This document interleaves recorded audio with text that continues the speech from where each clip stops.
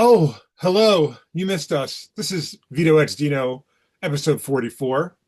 44 as in 22 more than 22. My name is Vito Delsante. His name is Dean Haspiel. Dean, what is up with your almost Roy Thomas looking haircut right now? I'm going bald, man. Look at that. If I go into the light, you see that? I said I'm been going bald for a while, man. Like it's No, kind but of like crazy. the way it's hanging over your ear, you look like Roy Thomas. It's Oh, maybe it's just crazy. gotten longer now, Yeah. and it's starting to do the little page boy, whatever the hell happens to my hair. I need a haircut, but yeah. Thanks for noticing. Oh yeah, no. That's the thing. I think Larry David said it too. Bald people notice everybody's hair. Mm. Like, Nick Bertozzi, our friend Nick, who's like 6'4" or six yeah. six or something. I once asked him, has he ever walked into a room and seen someone taller than him? Because he's so used to looking down, and Right. we're always used to looking up at him. Otherwise, like you and I, Vito, we can basically look straight at each Yeah, other. Or yeah. like, there's a certain range of height where you don't have to be stretching your neck. But with Nick, you have to stretch your neck. And he said that he had never felt like he usually doesn't feel that feeling of having to stretch his neck upwards towards Huh. someone and that it terrifies him when he sees someone taller than him. And I'm like, but we're not scared of you, you Yeah, know? yeah. It's just very funny. It occurred to me to ask him once, and then it was a funny answer. Yeah, Um, I don't mind. I don't mind being in a room with taller people. Like I remember there was a girl who was taller than me in high school, and she's very pretty. Still a good friend of mine, and they were like, "You should ask her out." And I was like, I should. I didn't even think, about her height and everything like that, or like whatever discrepancy, because they're only about like 2 or 3 inches, between her and me. But and people are like, she's so tall. I was like, I don't see it. Like it's not that big of a deal. I dated a woman, Sarah Butterworth, for a I bunch of remember. years, who is taller than me, and then she did something that I never understood, which was like, oh, I need to put on high heels when we go out on like a date night or some gala or something. And they'd be like 4 inches thick. So she was already like 5 or 6. And I was like, why? Why? And not because, again, I feel like you, I'm okay with that. I love tall women and tall people. And I don't feel like threatened or anything like Right. that. But I'm like, and also when you lay down, it's all the same. Yeah, Fucking baby. pillow. Yeah. Relax. Everybody chill out for a second. I'm turning off my sound on my phone. It's making noise. Sorry. I apologize for looking like shit. I've been dealing with some an illness for a couple of days. We would have recorded on Thursday, but today is Sunday, so you're getting this literally the day after we record it. Oh, Uh, you're gonna get this less than 24 hours. yeah, yeah. And For the people. Now, how many people have you done any metrics? We've done 44 of these now. Who's listening the and same, why? I mean, the same 4 or 5 people interact with us, Mm-hmm, but I mm-hmm. know that we have more than just 4 or 5 listeners. And how is the putting in the audio up on It's the still like good. this? I'm not caught up yet, but I should be this week. All right, I think that'll also help gain that traction. Mhm. Well, I mean, I've also been up since 4:15 this morning, so oh God. like my eyes look a little red and stuff. Like I started passing out when I got home, and then I was like, oh no, I got to send Dean the invitation. I went to bed around almost 4, right as you Oh, were getting up. I I went to the Anthology Film Archive, I think that's what it's called, on Second Street and Second Avenue, and saw, I go see this play called "It's Getting Tired, Mildred" by yes. Roger Nasser and like 50 actors, 50 characters. It's a monthly soap opera. I was They gonna only say it's a perform. serial, right? It's a serialized thing. They only perform it once, and it is recorded, I think, shabbily on a video, for archival purposes or whatever. Mhm. But they only do it once, and they've done 84 episodes, and they do like 6 months in a row, and then they take some time off, No, and it's like this underground, awesome theatrical experience where other soap opera writers come to see this play because it's so well written, and they yeah. get tips from this. you know. And I know this great writer named Scott Sickles who comes and swings on. He's one of the main writers of General Hospital, and he's just. We always talk about how incredible this play is that we see, and it's so much fun. I don't, you know, the I don't. Is it a comedy? Like I Oh can't yeah, it takes place in the quite. 80s. Takes Okay, place in the 80s in Mildred Springs, and there's a Mildred Falls, like a parallel, and it's all hospital based, you know. amazing. And there are a couple of villains, of course, but the villains use hypnosis to make people do things, and ultimately, I think everyone might be related. What you're finding out because there's a lot of blood testing happening, and so is related to this person, and that's your lost son, and this is your whatever, and it's insanity, you know. And they even have a funny thing they do where they have a little baby that would be like the child of someone, Uh-huh. but then they'll have a growth spurt and be like an actor who's like not even a teenager, but a full adult. Like it's so funny, man. And you just go with it. It just because you don't need to explain certain things. You just got to go with it. So Brian Enk, ENK, is one of the actors who, in fact, was in my first play, Switch to Kill. Mhm. And he writes and directs horror short films. He's into horror. Um, he had a showing of a new movie and a more recent movie that he produced, two short films that he produced and directed. And it was a lot of fun. We went to see the world premiere of one of the short films, and I hooked up with Chris Miskevich, and we saw that together. And then we got invited by my pal Oner Tukel, who I mentioned before, who's a Yeah. great filmmaker. We're going to have him on here, and he invited me to a party in the Upper East Side, like just a small gathering of actors and whatnot. And I met this actress named Christina Kleb. I think that's how you say it, Klebe. At and she was in Rob Zombie's version of Halloween. Oh, okay. So, but I think we may have discussed. I'm not a fan of those movies. I I think they like go over I the like the top. first one. The first Halloween he did, I liked it. I wanted to. I liked the original more, obviously. You know, like there's a certain uh charm to it, but there's something that he added to the lore that I enjoyed. You know, I can't put my finger on it. It You just mean like the kids' origin stuff? Because I think they yeah, did more of the parental thing. The thing I didn't like about that is they suddenly became like these gruesome cavemen of like disgusting human beings. They're mm, just yelling. So it's like, oh, all the yelling is going to make you become the monster that you become or whatever, right? And I mean, like it just the, felt very thin, in yeah, I that way. guess. I mean, it just there's something, you know, we're in a country currently that's dealing with a very heavy topic of you know, child trafficking at a high level and stuff, and you know, without getting too much into it, but the the the thing I find that some people need to be reminded of is how ugly humans are and like how monstrous humans can be. You know Yeah, what I mean? I know that we know this because we traffic in fiction anyway, and we kind of emphasize and which is based on embellish. reality, right? Right, and we emphasize and embellish to what we need to get our point across. But you know, the thing about those Rob Zombie things, the Halloweens, that you know, like I just remember enjoying it. I don't remember the exact specifics of why I enjoyed them. I remember there was something added to it that I was like, oh, that's interesting. You Yeah, know, no, he definitely added an origin, like which is either either really interesting, but more often a no-no.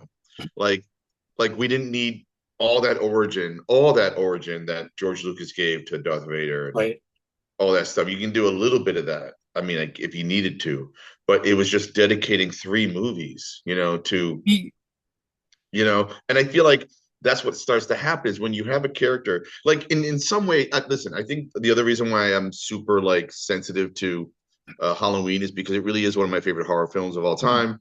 I love the idea and concept of Michael Myers as a quote a complicated villain because I think he is a complicated villain, but it's because it was a less is more kind of situation. that's You kind didn't of know what I was going to anything say. about him, and then when you start to let us know more, on the one hand, are you trying to humanize him or are you trying to feel more sympathy, empathy? But it was just so cool. And I always wondered, and if I ever met John Carpenter, I'd ask him, did you just not have anything to write about him? So you didn't have him say anything? Like, and they just, and then that, there was a power to that, understanding cinematically the power of that. I think, what happens a lot of times, there's another movie like this that I was just thinking of, Psycho.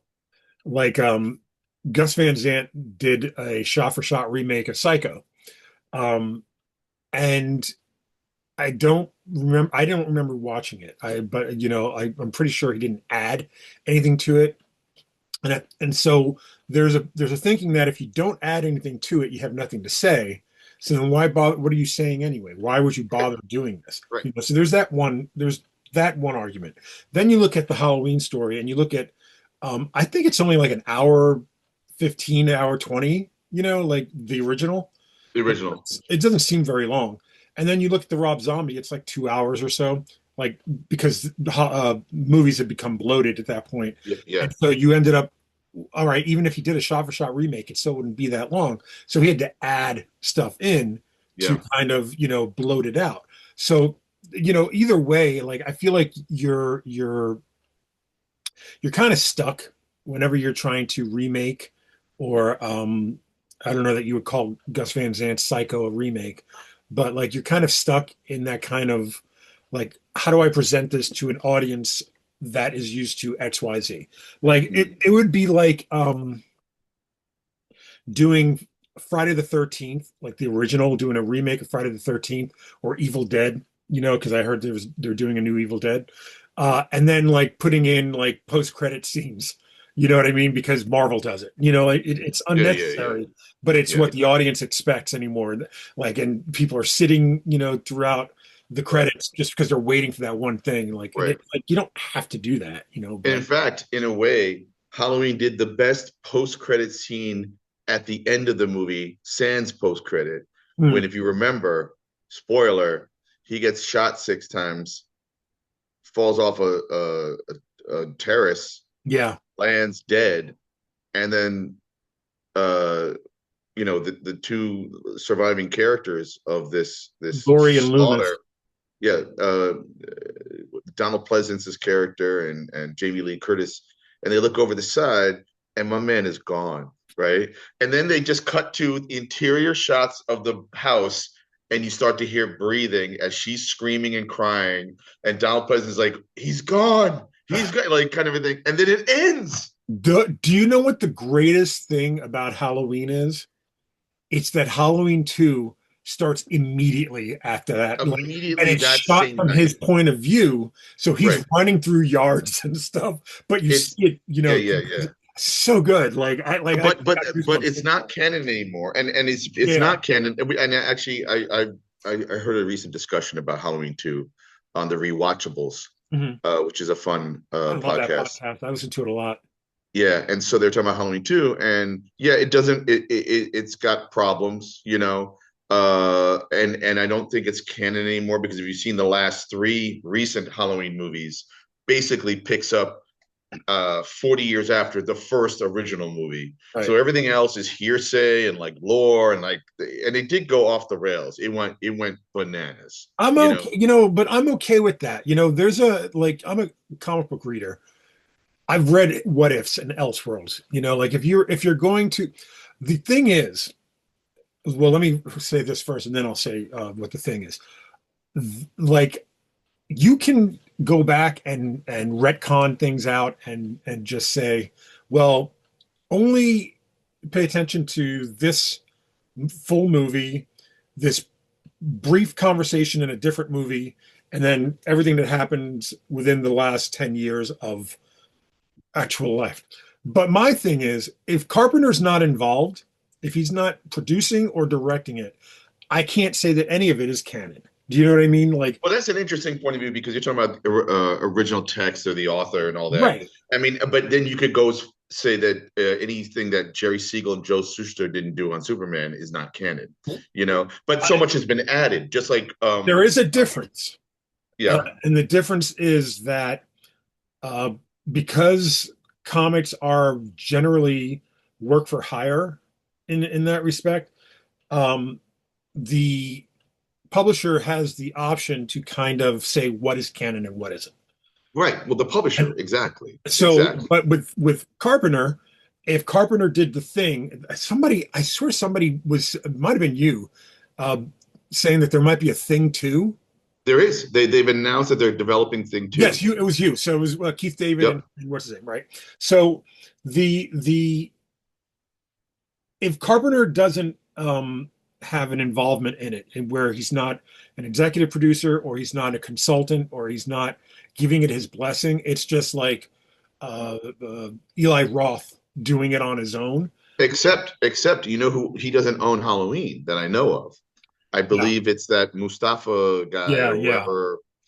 So that's why you had those other iterations, and Right. then suddenly Michael Myers is apparently part of some death cult Hmm. and all this other stupid stuff that even when you're watching it, then you're like, come on. Yeah, yeah, yeah. I remember seeing Halloween 3 and I was super disappointed because I kept waiting for Michael Myers Yeah, he and he never never showed showed up. up. And then I watched Halloween 3 on its own and it's great. That's Season of the Witch, right? Like Season that's of the the one with Witch. Silver Shamrock and It's everything. and I That movie believe is so bizarre and bonkers. right. And Well, it's written by a famous British horror writer who did like the Quartermass, whatever. Like Warren Ellis used to talk about this, and huh, he's like a famous, awesome writer, which is why it's actually really good. You know, it's just so different. I think your expectations for what a Halloween movie were supposed to be at that point. And I mean, that's kind of like doing a Nightmare on Elm Street without Freddy Krueger, you know? exactly, exactly. But Season of the Witch was written by Nigel Neal, wow. who look him up, and what is he most famous for? He passed away in Who directed it? 2006. Who directed it? Oh, it was directed by uh Tommy Lee Wallace, I believe. Oh, okay. Oh Nobody else. no, that's screenplay. Sorry. It was directed by written and directed by Tommy Lee Wallace. But oh yeah, and I think Carpenter because Carpenter wanted to turn the Halloween franchise into an anthology series of just Halloween stories. Okay. And that's why That would be season of cool. which happened. And then because everyone was so disappointed not seeing Michael Myers, they brought back Michael Myers, is Yeah. what happened. Yeah. And Nigel Neal is was also a writer on it. And why can't I find his name? I was just looking at him. Hold on a second here. Here, Nigel Neal. And he might have written, did he write like Doctor Who and stuff? I But wouldn't. he worked for Hammer Horror Films. Oh, right there. There's your credentials. Like Yeah, no, those are he great. okay, got he has such a huge resume that I can't go through this right now. Oh, But okay. look up Nigel Neal. Oh, and he wrote the Quatermass experiment, which is something that Warren Ellis was talking about for years, Really? which is interesting. You should check that out. So, yeah, no, he's legit. Like this guy. That's why ultimately the movie is very good. It And just stands apart from the whole entire. exactly, stands apart. And it's funny that we're talking about like a Halloween movie because at the top of my list, I have a few things I wanted to mention. Did you see Guillermo del Toro's Frankenstein? I have not. I got rid of Netflix because it was just Hmm. way too expensive at that point. It I is. It I is. would like to try to find it in a theater because I Hmm. want to see it like that, and see if it uh-oh. No, no, man. I wanted to like it. Really? And it's weird that I'm saying this because I'm super forgiving. And actually, I like the movie. I don't think it's a bad movie, Were your but expectations high? I it's not that they were high, it's just that I thought we would get the conversation I needed to see between Frankenstein monster and Victor Frankenstein. Hmm. And I'm not going to spoil it, or if I can talk about it a little bit, because there's nothing to spoil because you know the story. You know, he added some stuff that after you see it, we'll talk about. That I'm like, that was unnecessary. I think. Um, and honestly, I feel like I don't know if I, everyone cried at The Shape of Water, right? Yes, yes. I really wanted to have a feeling, and I didn't really have the takeaway that other people had. I just felt like there was a failure somewhere that either I didn't connect, or, and I feel like that happens to Del Toro's movies. Like it should be there. He's striving for you to feel stuff, and I don't. The takeaway is that I don't feel anything. So I didn't feel anything for this Frankenstein iteration, which I wanted to because he's my favorite literary character. Uh, and like he shows up in a lot of my work. I mean, I've done Frankenstein stories. Mm. Like I love Frankenstein, and again, it looked really cool, and there are things I don't want to. Again, it's not spoiling, but you need to see it for us to have the discussion I need to Right. have. Where I thought, huh, all right, so Victor Frankenstein is basically an asshole, but we gave him an origin that was kind of like wasn't up to snuff, Right. for me. The writing part, the filmmaking is there, but the writing wasn't What about there. the performance? Like, it was Oscar Isaac, wasn't it? Oscar Isaac is fine, but I didn't like their take on Victor That's Frankenstein. a that's a that's a tough word to accept, I think. You know what I mean? Like saying that someone's performance is fine Yeah, in a project where you were expecting uh Oscar worthy, and it act. might even get Oscar kind of Oh, nominations. maybe. But I think that when I say fine, I mean with the material he had to work with, he was Hmm. fine. I wish they had done something different with Victor Frankenstein. Have you read the book? I haven't, and I need to I because feel like I'd you be know, interested in seeing what your take on the character is and your take on the movie is after reading the book. well, he apparently did not. He was not slave to the book. No, no, but Yeah, the thing about Del Toro is like he's so. Did you meet him when we had him at Hanley's? no, I met him and we got a chance to talk about Joel Meadows. If you're out there watching, because I know Joel's a good friend of ours. Joel brought Del Toro and Mike Mignola, and I think Darwin to Hanley's one really dark afternoon, and we were like it was like a signing, but not a signing. We were all just kind of hanging out because it was kind of like a weird weather outside, and like we right. were just talking about stuff and everything. And I got to walk around and talk to Del Toro about Kirby comics and stuff. Wow. And I was my takeaway. Hi, my takeaway was that he should have done Fantastic Four.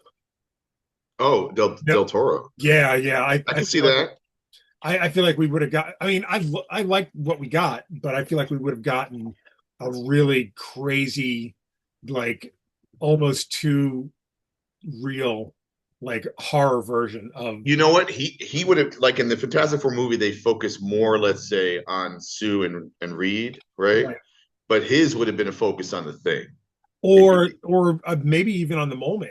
Like oh, interesting. you know what I mean? Like think about Shape of Water and think about the Mole Man and think about how not so much the romance or anything from Shape of Water would be carried over, but Right, think about how the perception of what a monster uh, right. is seen through a couple of different lenses, and then you have like you were saying, like the Thing. That same lens would be then also turned to him because he's Yeah. the monster, so Interesting parallels. The monsters below ground, the monsters above ground, right, kind of a right. thing. That's But interesting. And what's funny? I don't know if you write like this, but sometimes I do write or I come up with an idea where like, what if Scorsese or what if Del Toro, what if the Coen brothers wrote like, the Thing? I And then you I write a scene and you do it in their what you think their voice would be, and yeah, suddenly you just crack something. I'm working on something with Steve Walker post Pay the Devil, that I'm tentatively calling the Silver Age. I don't know what, we might call it something else once Right. we start getting The into it. working title. Yeah, Yeah. and it's basically No Country for Old Men with Silver Age superheroes. Now, when you say that, A you've said that to Silver me Age superhero. before, and it's hard. I love No Country for Old Men, Yeah, but I can't describe it. yeah. What does There's that no, mean? there's no, the only way to describe it is that it is about three characters not that are a part of a time that doesn't exist anymore. Hmm. That doesn't necessarily what my story is going to be. It's more like one character instead of three, but mm, it's the procession of that one character through the two other lenses. mm. The thing about No Country for Old Men is that Tommy Lee Jones's character never actually interacts with the other two characters Right. that are the main. Like he's always a step behind, Mm-hmm. and I find that to be like part of McCarthy's writing, part of the book, but Yeah. also part of the Coen brothers way that they filmed it as well is that he's always one step behind. It's like whenever Garrett Dillahunt plays his deputy, and it's funny because like he's a step behind Tommy Lee Jones, and it's Mm-hmm. like the it would be like if you added forensic DNA evidence to this movie, Tommy Lee Jones is just anachronistic. Like like he couldn't solve a crime like that. It was like um, when I was watching Zodiac a couple of weeks ago, Yeah. and just like you start looking at it, and you're like, man, they're like they actually had to sit there and try to solve a cipher.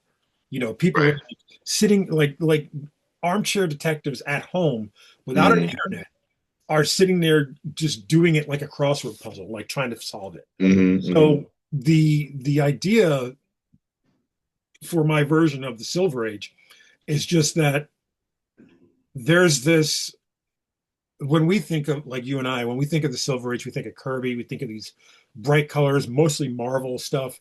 Mm-hmm. Sometimes we tend to take a turn towards a little bit more serious matters, like with the Denny and Neil, uh, uh, Denny O'Neil and Neil Adams Batman run and their Green Lantern, Green Arrow. But for the most part, like I find like the Silver Age to be probably best um, encapsulated by the Arlen Schumer book. Mm-hmm. Remember, and like just like the idea of this art becoming pop, like and just Mm-hmm. if you take that and you kind of like inhabit that world and you push that world forward a couple of years, like you have this one character who's just you know is not ready to put down the costume yet, but has to. And Oh, so you mean actually getting older and aging out yeah, and not catching up with the current events and times of the exactly. way people are villains and how to be like I can't imagine George Reeves Superman dealing with an internet villain. You Well, know, like in a very real way. The story that I'm writing is how does a Kurt Busiek um, Astro City character deal with a serial killer? Do you know, mm, like, because that's mhm. not something. I mean, they That's exist, not something that superheroes deal with. That's what right? cops deal with, right? Right, and Yeah, it's also like they existed, during the times. Like right, it's not like um, the Golden State Killer or uh, uh, the Zodiac or any of the Torso Killer, like right. which keep that in mind for what I'm going to tell you a little bit later. The Okay. Torso Killer, um, like they existed in Mm-hmm. history, but Mm-hmm. like they're so out of their depth in dealing with something like that. Mm-hmm. So like the idea that police work had to change or Mm-hmm. the Mm-hmm. investigations work had to change. You got to figure that superheroes had to change, like, Right, and right, some of them were not willing to change. So that's right, right, kind of the concept, like not to, it's not a spoiler, but it's not to condemn this character for being unwilling to change, but right. it's more the exploration of him coming to that realization. No, I mean, there's a lot to explore there, and I think trying to even encapsulate it into like a pitch idea is almost it's not even it's still percolating, this Yeah, and idea. and the other And thing, going back to like Del Toro and Frankenstein, and even Rob Zombie and Halloween and stuff, it's so hard to, and maybe not so much with John Carpenter, but it's so hard to encapsulate and try to do right, quote unquote, uh, by the creator of something when you don't have the opportunity to kind of like he can't talk to Mary Shelley. You know what I mean? Right, right, right, right, Like, he can't talk to Jack Kirby anymore. right. He can't do that. So there's I'm sure at some point John Carpenter just got tired and go, you know what, just go ahead and do it. Like just But he did sanction the last three movies. In other words, he was involved with his yeah. blessing, and so it feels a little more John Carpenter-esque. Although, have you seen those three? Those are the ones with Jamie Lee Curtis, right? I think I Okay, saw yeah, the first one, but I didn't see the other two. you didn't see the other two. Okay, it gets really interesting in the third one, Uh, where it veers in such a way that they took a big wild swing, and I thought it was actually kind of cool. So you should check it out. But okay. see all those three. Yeah, yeah. But going just real quick to respond to a couple of things you just said about like Silver Age kind of concerns. I think I may have shared with you a pitch I wrote of a Fantastic Four story I'd love to do someday, and I put a little bit of it on my Substack for subscribers only. But the concept ultimately is Reed Richards tries to stop the Marvel universe from happening, You have talked to me about this. and part of it is like stopping being in a room and a room of Illuminati of Doctor Strange and you know Black Panther and Professor X and all before they became what they would be known more famously, Tony Stark and all that. I think he tries to interrupt and stop, a spider from biting, Peter Parker. But eventually, part of this conceit of the story, because he realizes superheroes yield what? Oh, Supervillains, yeah. and he wants to stop supervillains from happening. And I think that's a Joseph Campbell idea. Yeah. Like for every hero, there's the arch nemesis. There's the The argument of escalation. right. And so he believes in that, but then fate happens and he can't stop it from happening. So even though he stopped them from becoming the Fantastic Four the way they became the Fantastic Four, all the other characters become the versions they're supposed to be. So they're out of step. And then eventually they have to go fly a plane into cosmos. And then what happens next is very different, Uh, So that was part of my conceit.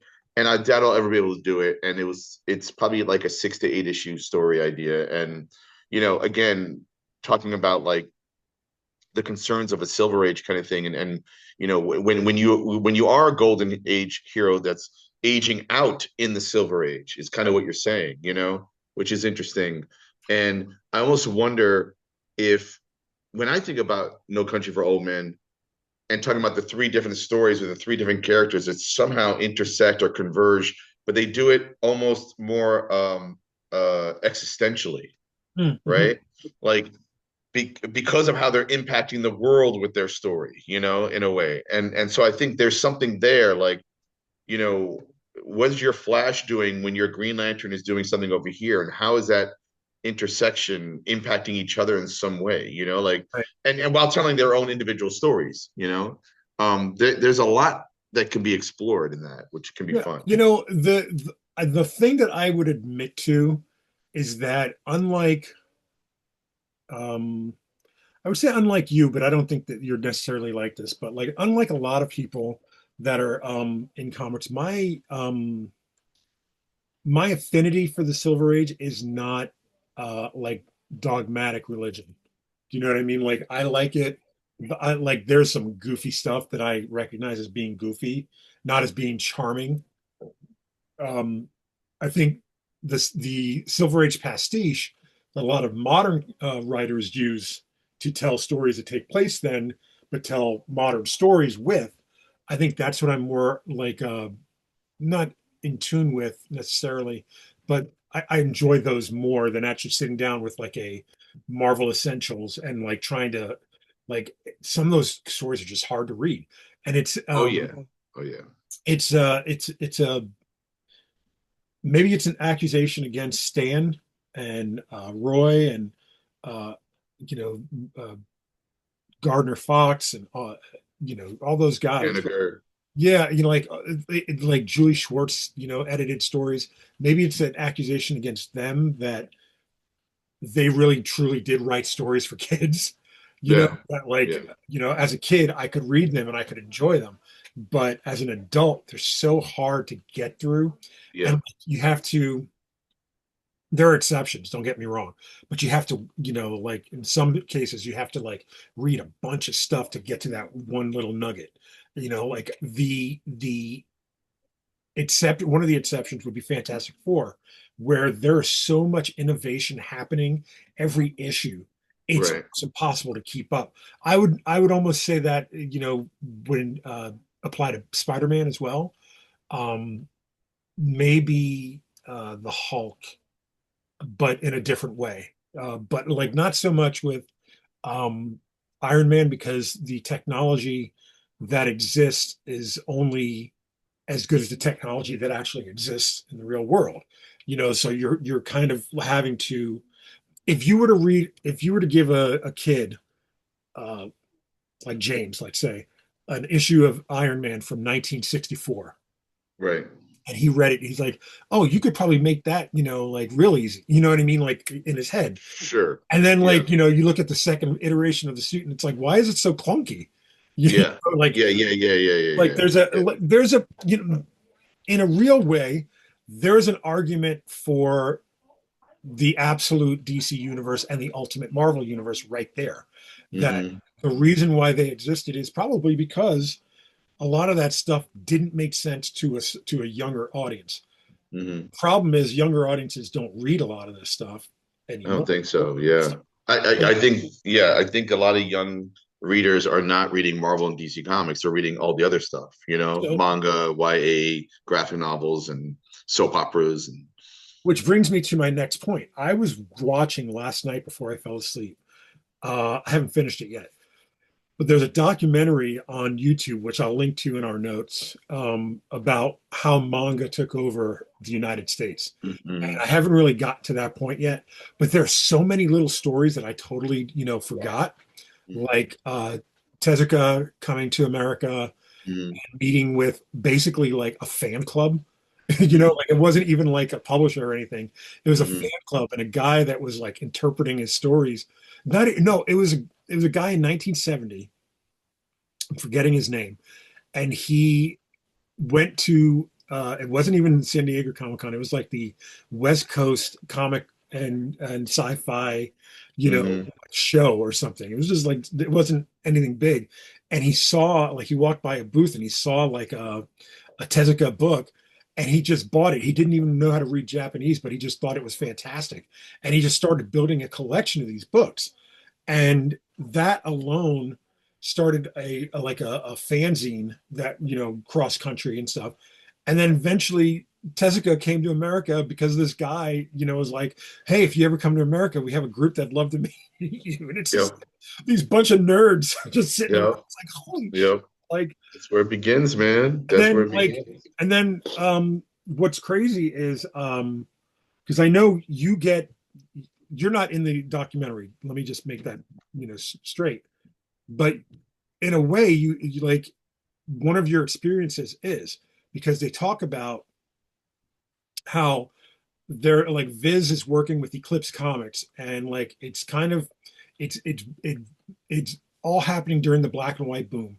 So as a result of Teenage Mutant Ninja Turtles, you get like Crying Freeman and a couple other, like My the Psychic Girl and Appleseed and stuff. And then like Dark Horse starts putting out a couple.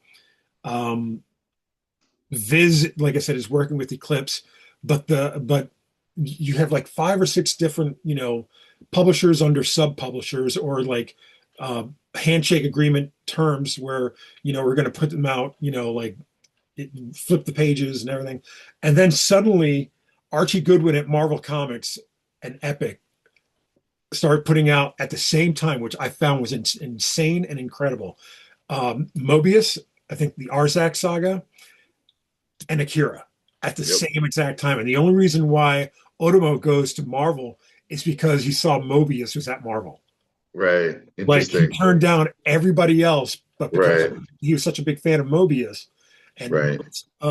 Gerard, Jean Gerard, uh, influenced his work, he was like, I'm going Hmm. to go where he's going. And that blew everything up. And it was also Yeah. in color, which I didn't remember. Yeah, Like, that's right. It was in color. It was in color. I remember. And it was Steve Olive, I think, colored it. yes, And that's like why I was saying like you're kind of tangentially involved because I know that you with Walter and Howard saw some of those like as they were coming in the first time. Dude, I was in 1985.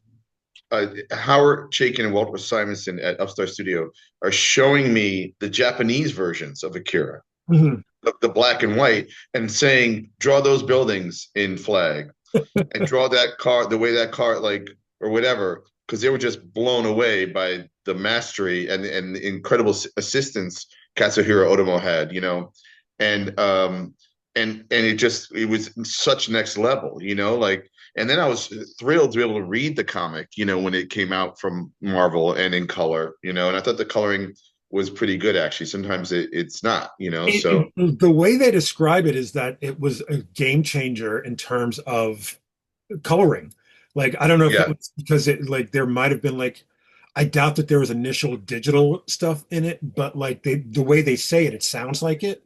But I don't think that that's the case. I think it's just that he had five or six different people giving him notes, and so Well, like also not only was there a coloring master, but I believe that might have been the first time something called blue lines was maybe happening with coloring, where they were printed out in blue and then literally paint the coloring or whatever. right. And that's why you had certain nuances in the color versus a flat 64 color guide, type of thing, where you could literally just write in the color number, you know, Yeah. uh, which I was involved in once on What was it, like Flag. a Pantone or stuff like that? No, just like 64 colors. Y 0.25 would be a quarter of a yellow and a quarter of a magenta, maybe 50% of cyan. And you God, get that, whatever the hell that color mix is. that's And there was so good. 64 of those, and that was what you had, And so, and that's why it's fascinating when like, oh, when your superhero characters have to be certain colors. So Mhm. what do you color the rest of the scene? Like it was always a challenge, to be able to do that. So, And um, the other person they mentioned being a very big, I wouldn't say proponent, but a very big reason why manga came to America was Frank Miller, who you and I yeah, traded an email about. yep. Miller being a big fan of Lone Wolf and Cub, having written, I think, the first couple of introductions to the books. And he did all the covers to I think Yeah, 28 volumes, I believe, yeah. of Lone Wolf and Cub. And yeah, those guys would like, or like I think Keith Giffen might have discovered Jose Munoz, and Mhm. because he was ripping him off, and suddenly we had a whole bunch of, so these guys explore. They have the money and ability to discover these other international creators, and we continue to share. And then of course manga changed pacing for American Yeah, franchise comics forever, yeah. to almost an annoying level. Well, um you say that, and then you think about there. You're 100% right. You say, but like the thing is that like sometime in the 2000s, you have kind of like so you have like the artist kind of artist centric books, which I think speaks to manga changing the mhm, way American art would be presented. Um, and then you have like around the same time you have the Image or the Marvel Exodus to Image, and like Image being an artist centric publishing concern. mhm, And like you figure in like 2000 or so when Brian Bendis starts doing his books and like his like especially Powers, where it's deconstruction of story and the pacing gets slower and like it's more about what's being said, because you're reading as much as you're looking and it like it's so weird that there's a lot of these game changer moments in comics and they're all happening literally within our lifetime. oh, and now it's happening too much, too fast. Yeah, and it's Not only still happening. technology, but how things change constantly. You can't catch up anymore. At Uh-huh. least you'd be like, oh, I guess Image is trying that, or we're gonna have manga over here, or whatever, or Mobius, and that you could keep track Mhm. and still kind of like see, witness it. Now things are happening right now that we're not aware of. Right. right this minute. We have to take a break. We're gonna Okay. have a word from our sponsor. Uh, we have a proposition, and we're gonna have like your viewer or whatever or listener help us with this petition. Petition? Yeah, trust. Anyway, can James get Discord? Okay. Explain Discord to me in a nutshell. Yes. Basically, it's just like a chatting app, and all that. And you can have like servers and stuff where you can just have silly stuff, silly talk, and everything. Basically, All just right. So I have a biological daughter who believe is 17, and I think she uses Discord. And that was like what she was allowed to use. I forget at what age. I want to say more like 15 is maybe when she Right. started using it, maybe 14. I don't know. And I guess it's just kind of, and I guess you can police it or make sure that it's safe, for lack of a better I think term. they have moderators too yeah. that police it as well. Yeah, Right. like there's like standing stuff where like they regularly check in on your account and everything to like make sure that you're following the policy and everything. And Right. like and plus the server he's gonna like be joining and like immediately adding. Add me first and then join my server, which I'm the creator and And moderator when you of. say a server, oh, you're moderating like conversation with strangers and Right. friends? Yeah, Mostly friends. yeah, just by friends. invite. Yeah. Oh, if it's by invite alone, then it's almost like a WhatsApp in a Yeah. way, or something. But I guess my question is, what's the advantage for James? He can chat with me, my friends. You're right here. Yeah, but still. But you're saying like when you're away from each other and you can talk to each other, is this on a phone or on one of those watches, those Tablet. dictate? Tablet or Anything mobile. phone. Literally anything. Because I have it Does on my does phone. does James have a phone? Yeah. Yeah. Use a tablet too. And he doesn't you have any other kind of chat kind of apps or whatever they're called? Is the phone app, and that's really it. You mean to make a phone call? Yeah. Right. To dial and then Texting. get a person. Yeah. So you know what? I don't know. I the thing I don't like about all of this stuff, and I'm an adult that uses different versions of, I feel like we type at each other so much. That's what starts to happen. You start to rely on texting versus talking. Do you know how many times Dean will stop me in the middle of me texting because he's like, "This is taking too long," and he'll just It call takes me. too long. I'd rather just talk. Like, but I also understand if you're like, hey, I'm at the grocery store. Remember to pick up milk. Like there's a way to use there is an advantage. It's like sending each other a note really quick. But when you start to use it as a way to talk and have long conversations, I mean, unless it's if you can't put them on the phone and hear their voice, I'm advocating for what we're doing right now. We're using another tool, right, which is Zoom, right? We can see each other, can hear each other. But the minute it starts to become like this disassociated way, I mean, what does Discord even mean? What's a Discord? Like, Well, Discord means chaos. It does? but The word Discord, yes. oh, interesting. So there, but I'm just don't rely on it. If you use it, just use it as a way to steer it toward having real life experiences, if that makes sense. Yeah. But I do, since Sadie's here and we're talking about manga and we're talking about how how quickly things move. What is the manga you are reading currently? Because here's an interesting thing. She doesn't read manga like the books. Like she will every now and again, but you're reading it on Webtoon. a webtoon. So I got it. You mean the scroll, yeah, so she's reading a manga. vertical scroll? What are you reading? There's like one that I really like. It's like School Bus Graveyard. School Bus Graveyard. Yeah, that's Okay. But you know what I mean? Like going back to our conversation, the you were saying things just innovate so quick. Constantly. And and it's just like, and again, like I was saying, it's literally happening within the span of my 52 years, And so in a way, you wanting to go back to the Silver Age conversation, you're at that moment. Maybe. That's I where it hadn't thought of becomes, a little bit of a speculative memoir, a little Yeah. bit is you're aging Right. out and then you're choosing, you know what? I'm not gonna, there were people when MySpace and Friendster happened that were too old for it. They're like, I'm not doing it. Yeah. I'm not gonna do it, Because of how So long this conversation's happening, we're gonna have to put like a warning, like, "Hey, skip from it, No, we wouldn't do that. skip from People 20 no, minutes, never, 37 never. people minutes." enjoy our conversation. I'm never going to tell a parent's child what to do, and, The answer is if but mom says yes, then it's yes. Okay. So we're gonna go but back to talking about comics and stuff. Okay. yeah, yeah, yeah. But I I am get curious to know what happens. All right, Yeah, good I'll luck let with you that. know. Bye. I'll let everyone know, I guess. Bye. You can have an A. Bye. So I did want to bring up something that just kind of happened really randomly yesterday. I yesterday or the day before, one of the two. Excuse me. I was kind of just thinking about the character of the Question, Hmm. and I was like, I wonder if James Gunn has any plans for the Question. And I just sat there going, well, what would a Question movie be? And I literally wrote a treatment for a Question movie.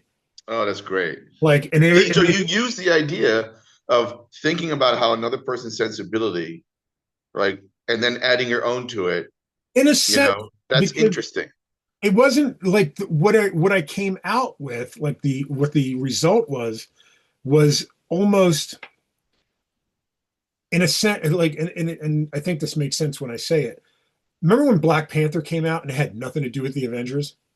Hmm. Like yes, it was a Marvel comic. Yes, it took place in the Marvel universe, but there was no reference to Well, it the was jungle Avengers. action, and then when Kirby took over, it was a whole other set of bizarro Well, I'm stories. talking about the actual movie, like Oh, when sorry, the movie, yeah, where yeah, it had like its own plot issues and the only whatever time it their obstacles. the only time it rubbed up against the Marvel universe that we had seen, the Marvel Cinematic Universe, was at the very end during the post-credit scene when Mm, Bucky shows up.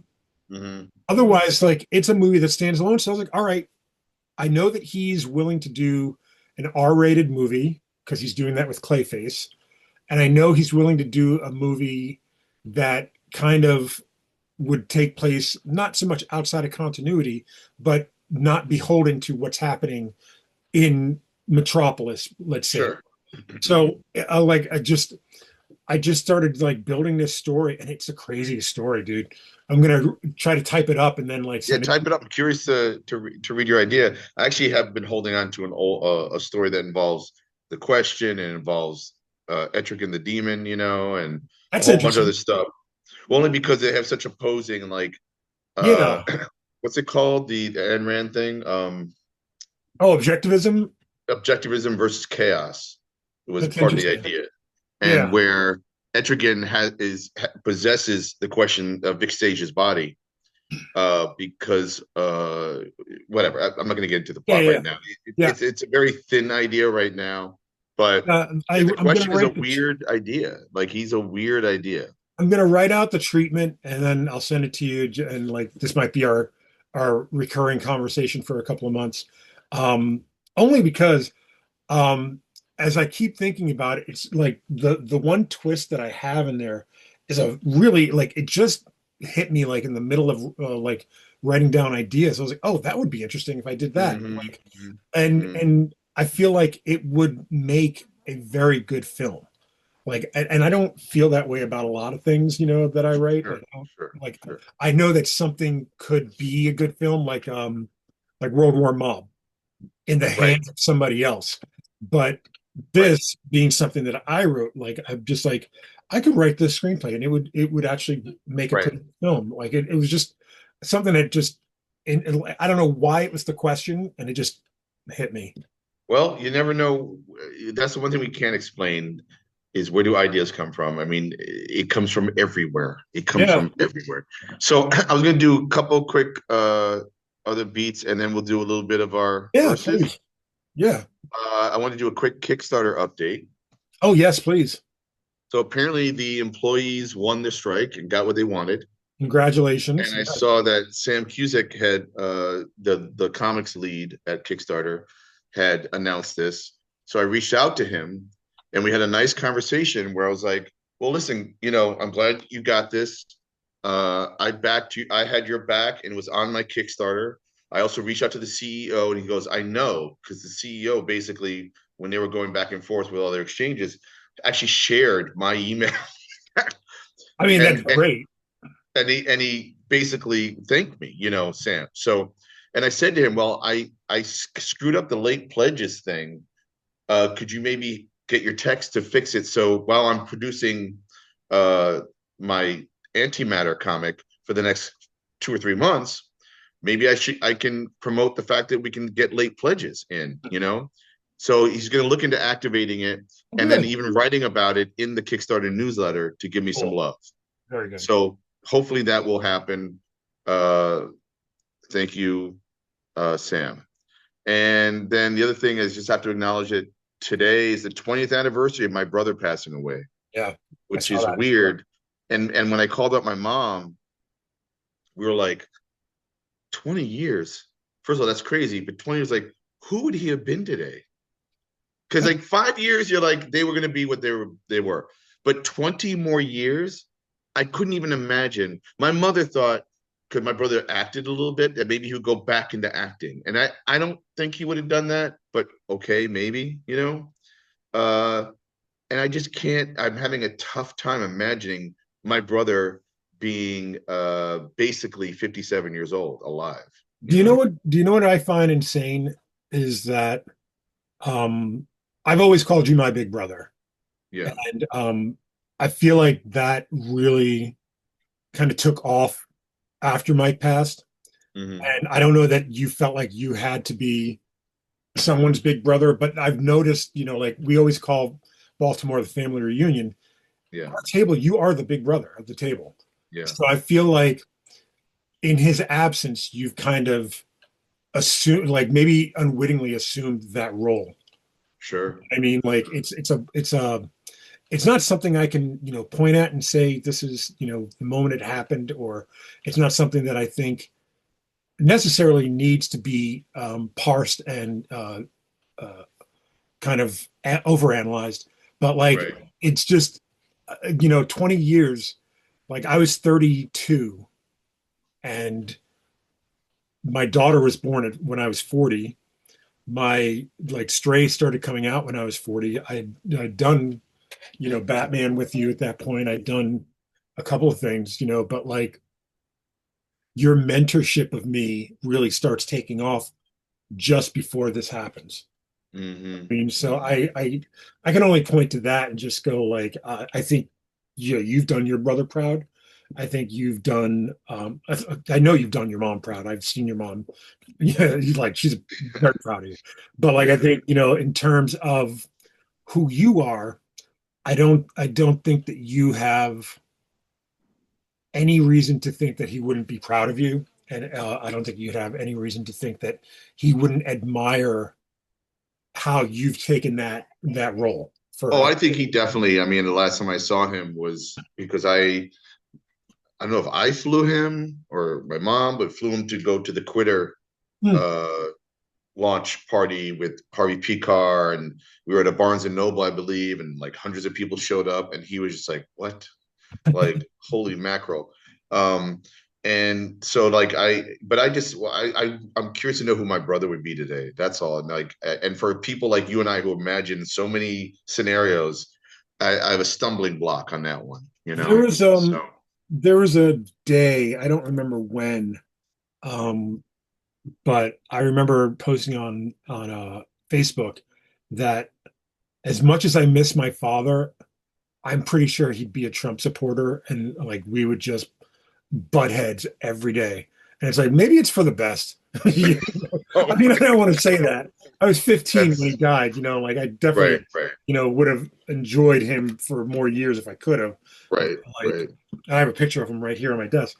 But yeah, just like, you know, if the trade-off is that like, my kids could have a grandfather who'd be an asshole, maybe it's better they just hear the Yeah, story. maybe it's all right. You Maybe, know? although maybe your kids would have turned him to be, or you, maybe in Yeah, conversation, you could that's have true too. steered him. And there's a Rashomon of plays, little scenarios right there. You never Yeah, know. but I So want to uh, open up my drink. This is for there you Mike. go. Thanks. Thank Cheers, you, Mike. Mike. We miss you. Mike Haskell. All right. So I guess we'll try to wrap this up in by 6-ish because I'm doing some other things. So I'm going to try to get through 4 or 5 of these All right. with you. and we always tend to go long in our discussions on these Well, characters. So last we do time, this. That last was time, amazing. I love that. You I'm just surprised I have not received one bit of hate mail or death threat or anything like right. that. Well, Because that's what because I we require people listening to our our little podcast no, that's here. true. It would You require know, people outside of our that's right. general, not even our bubble, but our Our general. sensibility, our Thank you. sensibility. Like Yeah, to hear it and just go, wait a minute, yeah. right. Like, but wow, Yeah, I haven't even listened back to it because I'm just like I probably yeah. sound like a raving lunatic. I loved it. I loved it. I'm glad you. Um, well, so what we do here is we have something called verses, and we pit two creators that are like-minded or maybe adjacent in some very interesting way, and then we talk briefly about their careers and how they might have impacted us, and then we have to choose one over the other, which is unfair, but that's part of the this little game we play. And we've So only had two ties, which would be Marcos Martin and Javier Polito on Dean's side, and Mark Wade and Kurt Busick on my side. And we have disqualified Chuck Dixon from all of that's the right. conversations as of That's now. right. That's right. So That's right. let's go. Um, so going back to some artists here, and I'm going to start off with Kelly Jones Yes. versus Eduardo Risso. Oh wow.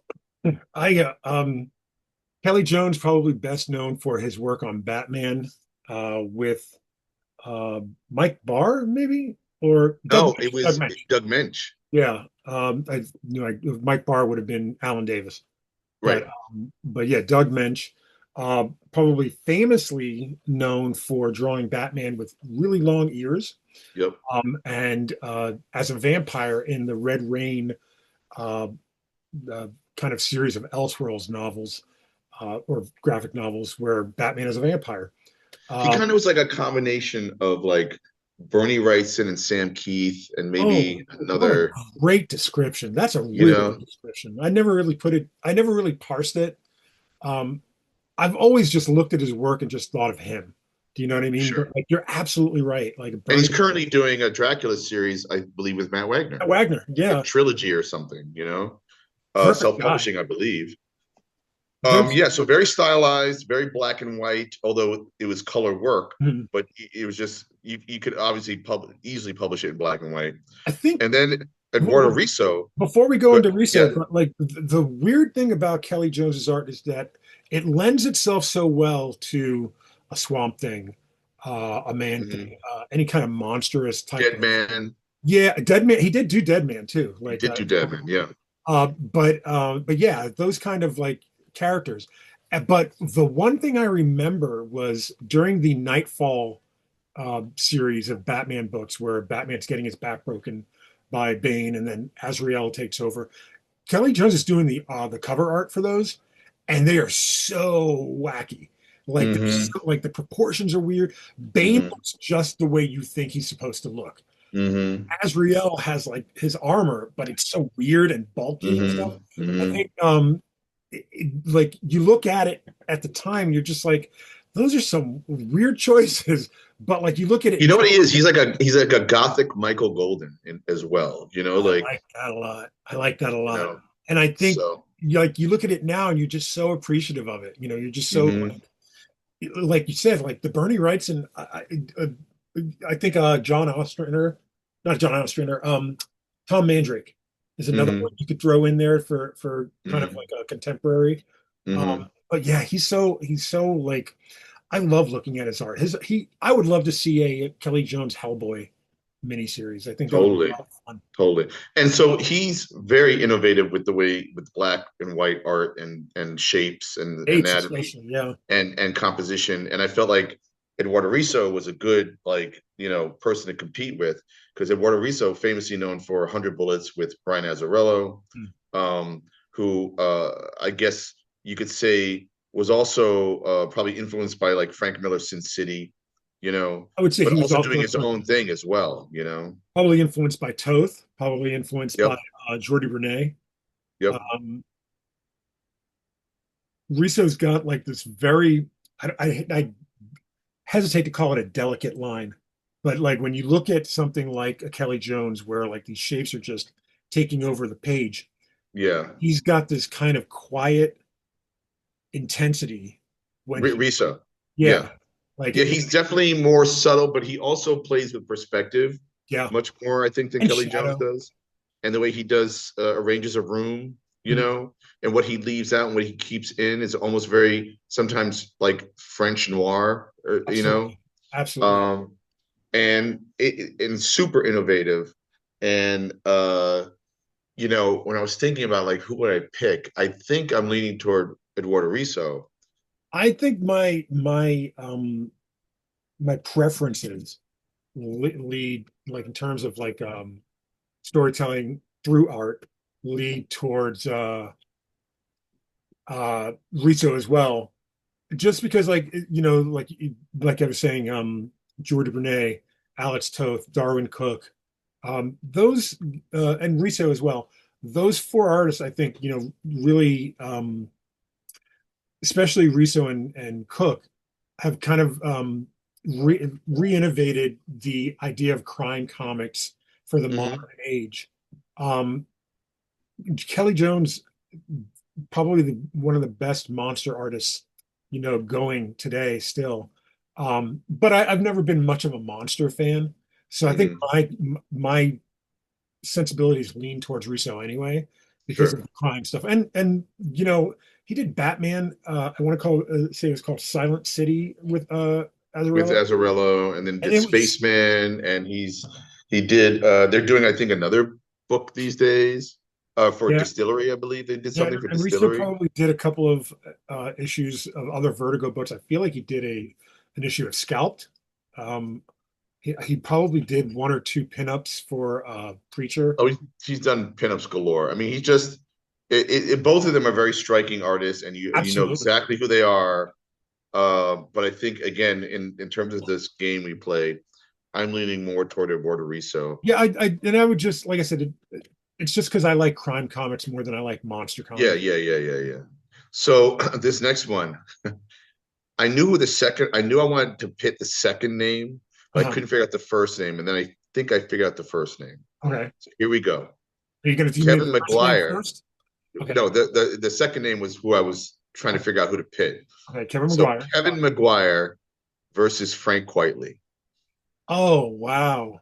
What a weird and right? But if absolutely you think about it, they're both very good at expressions and facial qualities and uh anatomy. Anatomy is a very important part of their art, and they both are very sophisticated in how spare sometimes their panels can be. I And then they don't can really go to town. Yeah, I think the thing about McGuire is we'll always talk about McGuire's Justice League probably, and Right. the thing about why his Justice League was so special is because of all the acting that The his act characters exactly. do.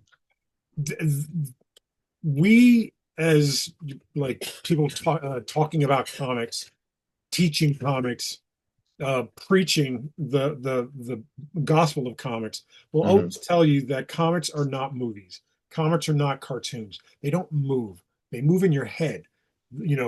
Everything happens in the gutters. So one image leads to another image, but there's that middle image there that you're not getting the transition. I think the other day when I showed that picture of I can't remember who was throwing the punch. John Buscema drawing yes, no, no, Oh, yes. right. John Buscema. Right. How to draw comics the Marvel way. Thank you. Right. And I think the thing about McGuire is McGuire has figured out a way to not necessarily fill in that middle line, that middle, what's happening in the gutters, you know, Hmm. happening, but he's figured out a way in facial expressions and body language to kind of fill in that blank even more fully. It's purely cinematic. You know what he does very well? It's almost like, we used to have thought balloons and they became caption boxes of people thinking or adding more value to like a drawing. Like, sometimes they're saying something, or you slow down a Spider-Man fight by Peter Parker or Spider-Man telling jokes, while punching, and you slow it all down. But his art is almost the equivalent of a thought balloon. or a Yeah. caption box where you can literally see in their face what they're thinking and Right. what they're Right. without saying it sometimes, and Yeah. it's such a performance based, drawing style and Do very you good at it. do you think He's he's very better honest. at, say, comedy than maybe drama? I would, but I would hazard that when Batman shows up in Justice League of America or Justice League International or whatever, it is funny, but it's so hyper dramatic because he's Yeah. literally lurking in the background, like saying nothing, like Boba Fett or something, like, and so his silence says Is speaks everything. volumes, kind of thing. And so it's very dramatic, but it's melodramatic, which is Right. funny. Yes. Because So the reason why I yeah, ask is because I feel like Quietly gets the silent moments, like the moments where two people are just looking at each other, like yeah, the um I think Tarantino called it an uncomfortable silence in mm, Pulp Fiction, like that, mm, like where two people are like Lois and Clark Kent. He's telling her mm, that he's Superman, and she's just looking at him like, like mm, with all the skepticism that you would have mm, after being around somebody 24 hours a day, 8 days a week at work. There's no way you're Superman, but like you don't have to say that. He can show it. You know what I mean? Like, yeah, and yeah, I feel like Frank has this. He could probably storyboard a movie like a Divorce Story.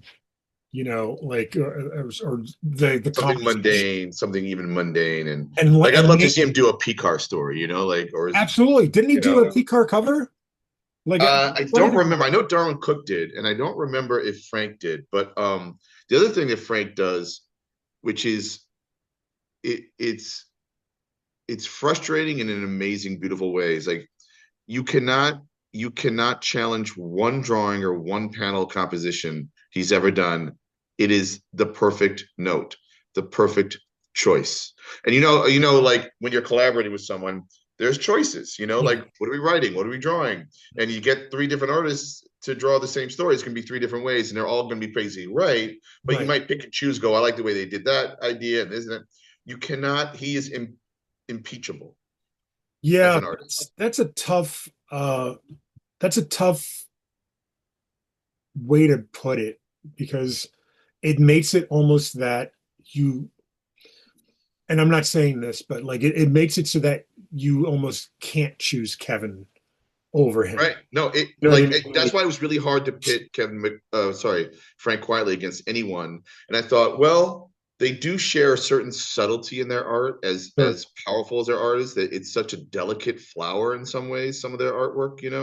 I don't, Um, like I think about his work with Mark Miller, meaning Frank Quietly, um, on stuff like Jupiter's Children and mhm, Jupiter's Legacy and stuff. And there's some brutal scenes in those, mhm, where they're mhm, where they're punching and there's blood and like just like you would expect from a Mark Miller book. But mhm. I don't think that I don't think that he's a violent person, No, I've talked you know what I to mean? Frank. Whereas I email him. Like I've been around him. He's a very quiet person in a lot of Yeah. ways. And Frank Whereas Quietly. Kevin's not violent per se, but he lives in New York or he's had time in New York. So he's got Right. that kind of edge to him, Right. and so he can draw a punch hitting with the right amount of impact. Right. Whereas Right.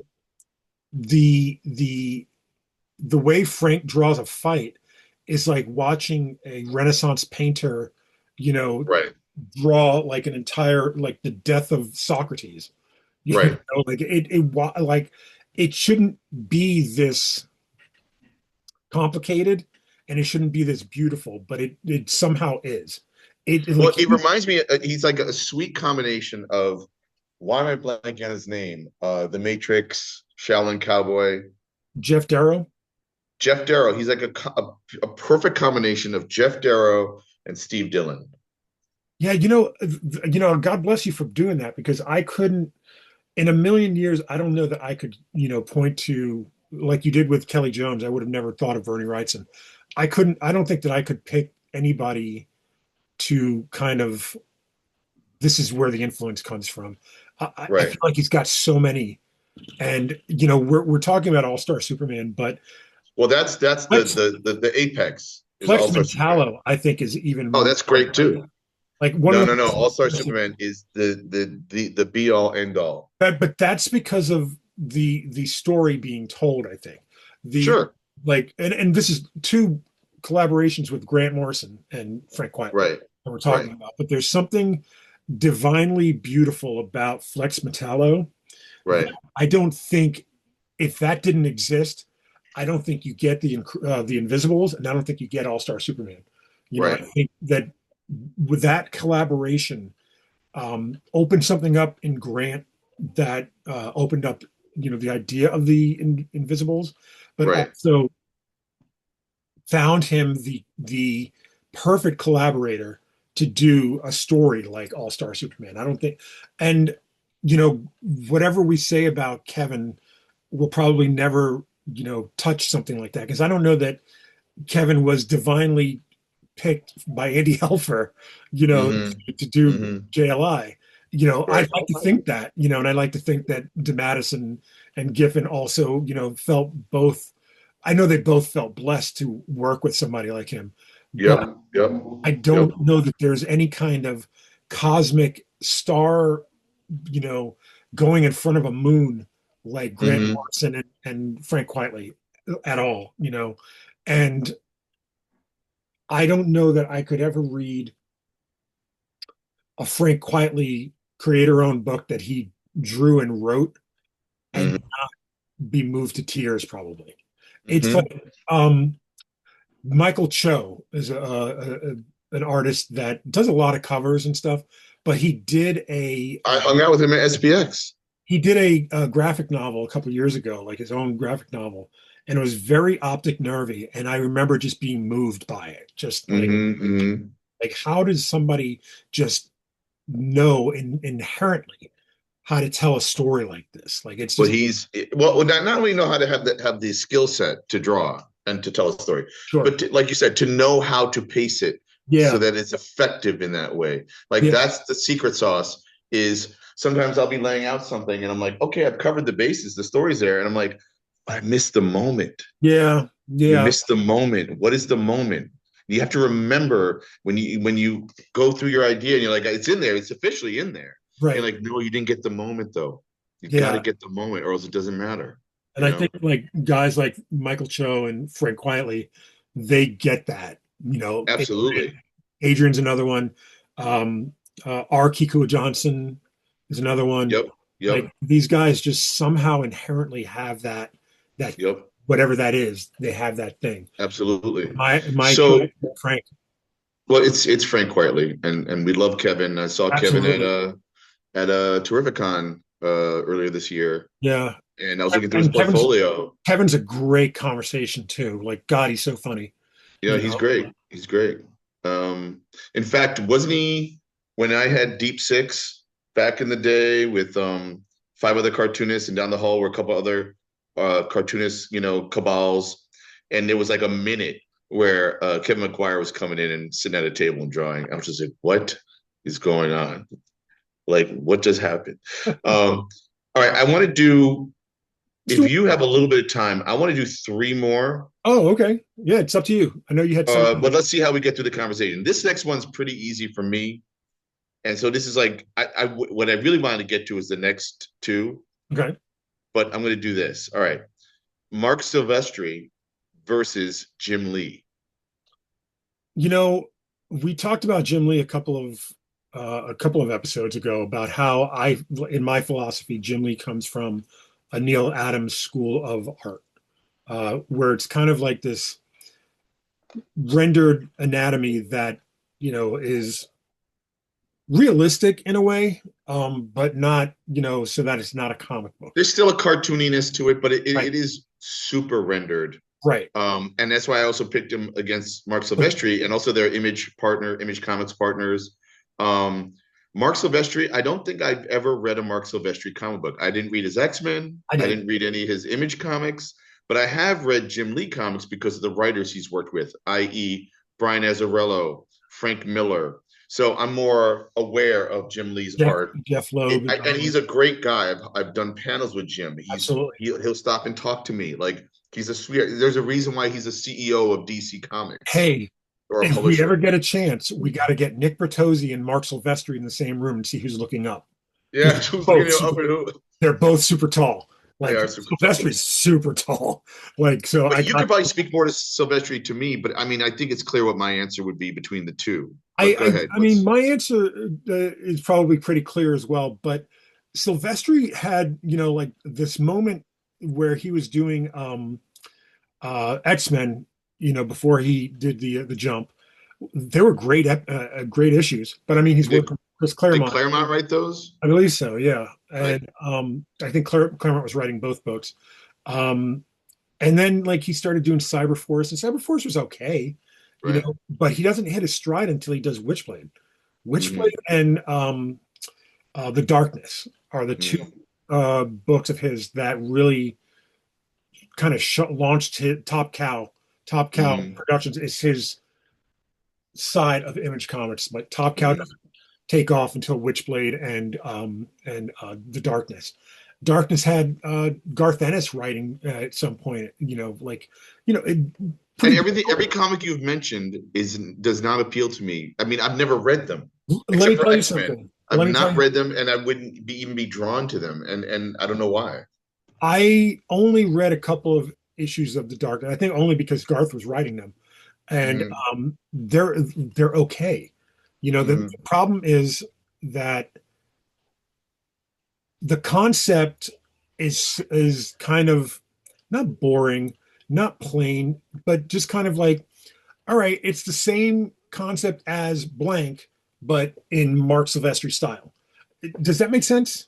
You know what? The more I think about it, when I look at Silvestri's art versus Jim Lee, I do sometimes feel that Silvestri might be the better quote artist, renderer, but Jim Lee is the more intelligent comic book artist. The biggest thing that we always forget in a conversation about Jim Lee is Scott Williams. Scott Williams, his inker for almost 40 years, I would say. Yeah, Like yeah, Scott Williams, man, is a magic maker. And that's not saying yeah. that Jim's pencils are gross Oh, and it's all there. It's all it's all exactly. It's it's all all there. there. In fact, I watched Jim Lee ink himself when he does sketches, Yeah. and that's why I actually started to come to like. I was like, oh, I want to see as beautifully as Scott Williams inked him, and the inkers of a lot of these artists that render a lot, and I'm always rendering less, as Mhm.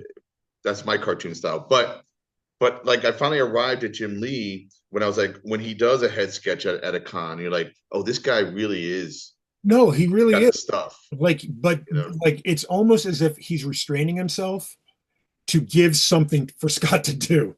Do you know what I mean? Sure, sure. But also Scott puts so much into it. Yeah. Scott Williams doesn't ink anybody else. You know Hmm. what I mean? Like that is his Yeah. only job. Yeah. Ink. Yeah.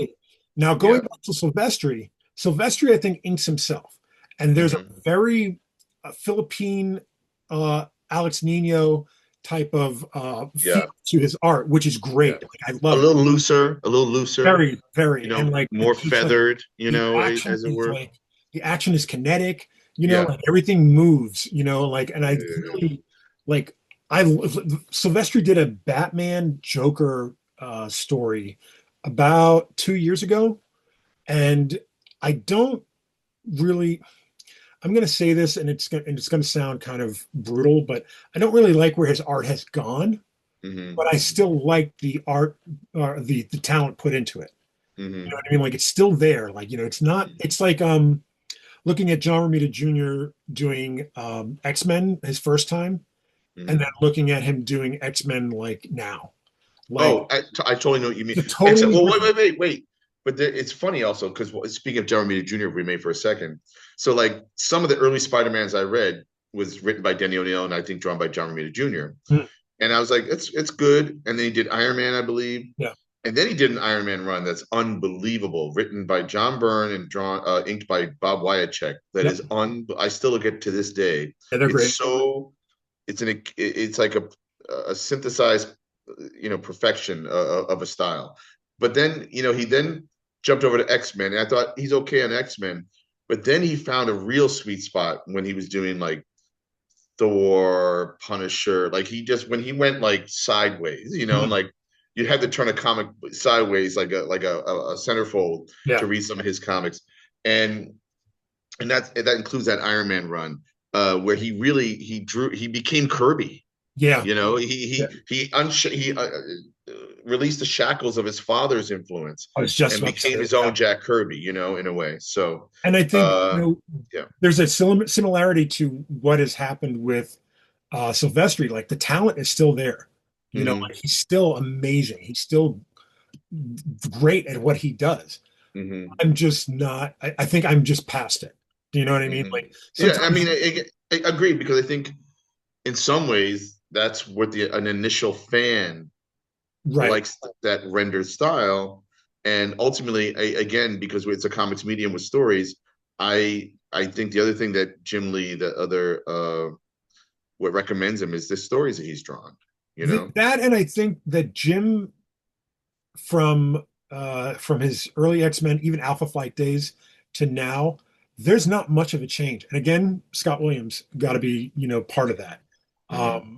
But I think Jim is very not not so much business minded because he is, but I think he knows what works for him, and I think he Right. knows how to make a comic work within his talent to do a comic. Yeah, Right. what I'm saying basically like is that he could probably do more on a page, but he knows it's Mm-hmm. not going to get done.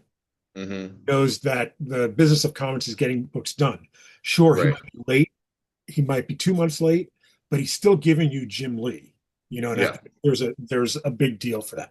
And that's a whole other thing that's happened in comics, is the branding of the artists, Yeah. like, But because I hate the term jobber. I heard that today on some podcasts, and I think that was a kayfabe term yes, on it's a talking it's a about wrestling term. cartoonists. It's a what? It's a wrestling term. So yeah, it's probably You're cartoon. just doing the job, and I get that, but at the same time, I find it to be insulting. I don't Jobber like it. a jobber in wrestling is the guy that's used as enhancement talent for Mm-hmm. the main draw. So Mm-hmm. like Hulk Hogan, if you just want to put him on TV and make him look good, you have him wrestle a jobber who's basically paid to lose.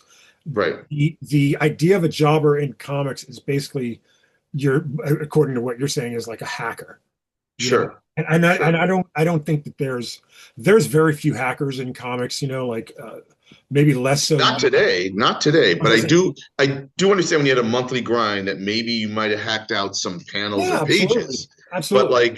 like, and yes, it was a job. The And guy that gets the hacker name thrown at him so unfairly is Igor Corday. Igor oh, he's Corday, amazing. he is. He was doing 4 books at one time, maybe three, but 4 books at one time at Marvel, and everybody's like he started doing like some of Grant's X-Men, and then he Yep. needed somebody on cable, and then he needed Yep. somebody else on something else, and he's doing all of it. It's like you can't possibly do 4 books in the Right. modern day. Like you're not Jack Kirby, you know, Right. and Right. and somehow go to shows, be in another country and do all that Right. and his work suffered, which is a shame because he Right. made like finding his work after his Marvel work was a revelation to me. Oh, he's amazing. And he did a great series with Alex DeCampi, you Yeah, know. yeah, but They conceived of a basically like a railroad scenario that uh, is still to this day one of the most incredibly choreographed scenes, like on the level of Sergio Leone Once Upon a Time in the West. Like I unbelievable don't doubt it. He's sequence. he's he's incredible. He's poorly Yeah, he's unfairly criticized for right. No, he's brilliant. I believe we're friends on social media. All right, uh so I think we both agree, Jim Lee. Gimli, but again, I'm just not a real big fan of Silvestri's uh uh titles or Right. his stories, but I do enjoy his work whenever I see it. Like it's just Sure. like it's nice to look at somebody's work, kind of like Eric Larson, where you look at it and you go you get that same feeling you got when hmm you first saw it, you're just like, yeah, I do realize why I like that. hmm hmm Well, speaking of, so we Eric both Larson. picked Jim Lee. We got two more to go, and then we're going to cut the line here for the next time. Okay. The next one is Todd McFarlane Okay. versus Eric Larson. I, you know, the hardest part about doing a Todd McFarlane compared to anybody is because his work is so of a time because he hasn't put in a lot of work. Like hmm he basically got into comics for a short period of time. Then he went into making toys, which hmm I proudly have on my shelves. Yep. But so And just to give context, famous for his run on Spider-Man. so famous that they created a Spider-Man title just for him. That's Like he's right. the guy that created Venom. Yep. He's the guy that like drew Mary Jane's hair all kind of uh, all over the place. But Like because of the Medusa. popularity of his Amazing Spider-Man run, they created a title for him to write and draw Yep. Spider-Man. And it was And just he did, if I'm correct, he did. You mentioned Mike Barr. I believe he drew Batman Year Three he or drew two. Batman Year Two. Year He also two. drew Infinity Inc. for DC. And did he draw Hulk too? Because there's a famous cover with Wolverine's He might have claws and the drawn that Hulk issue reflection. with Okay. Peter David, but And then he created Spawn when he went to Image, when he's a co-founder of Image Comics. And that's top. And then famously has become a toy manufacturer, very successful. And I've actually talked to him, and he is a champion of cartoonists and yeah, comics. He I I, loves it, you I know. find him to be weird. He's so weirdly controversial because he's got takes. Do you know what I mean? hmm But hmm he's always been, if there was a comic book union, he would have been the head of it, like Sure. at some point. Because I like when you read his interviews about why he jumped ship from Marvel, it's all pro artist, all pro creator, all Right. very like, pro union, in a way. Right. And I think that speaks very well of him. Like Yeah. having never met him, having never talked to him, like I Yeah. think that for me, that would be enough for me to for him to earn my respect. Yeah. Um, Yeah. Yeah. but And then we got Eric Larson, who another guy I've actually spoken to a lot more, and I had exchanged emails. He's published the Red Hook and some of our new Brooklyn Universe characters in the back of Savage Dragon. Now, was I a kid when Image came out? you'd I been in don't think I was a 20s. kid. So, but I was just not a Savage Dragon guy. And I know that Eric Larson did Spider-Man as well, and he's done some Fantastic Four. He's done run the gamut. But for the first, I'm going to say half or more of his career, I just didn't pay attention. Mhm. And then I started reading Savage Dragon when he started to go off the rails of 5, 6 years ago, and it became like basically a porno comic. Yeah, yeah.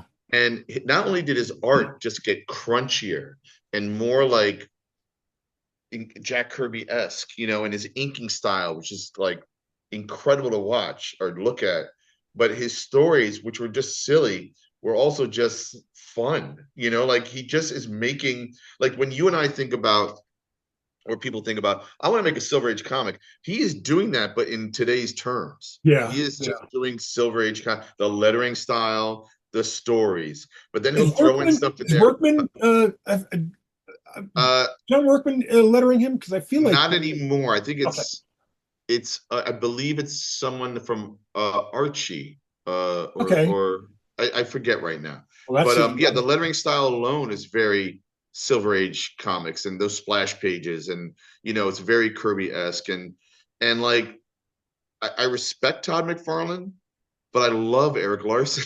See, here's where you and I where our roads diverge. Right. Um, I don't. I don't. What's the best way to do this? I once met Eric Larson at one of the first conventions I went to when I moved back from Seattle, and I had this packet of script samples. I was just, giving them out to different people. Jimmy Palmiotti was one.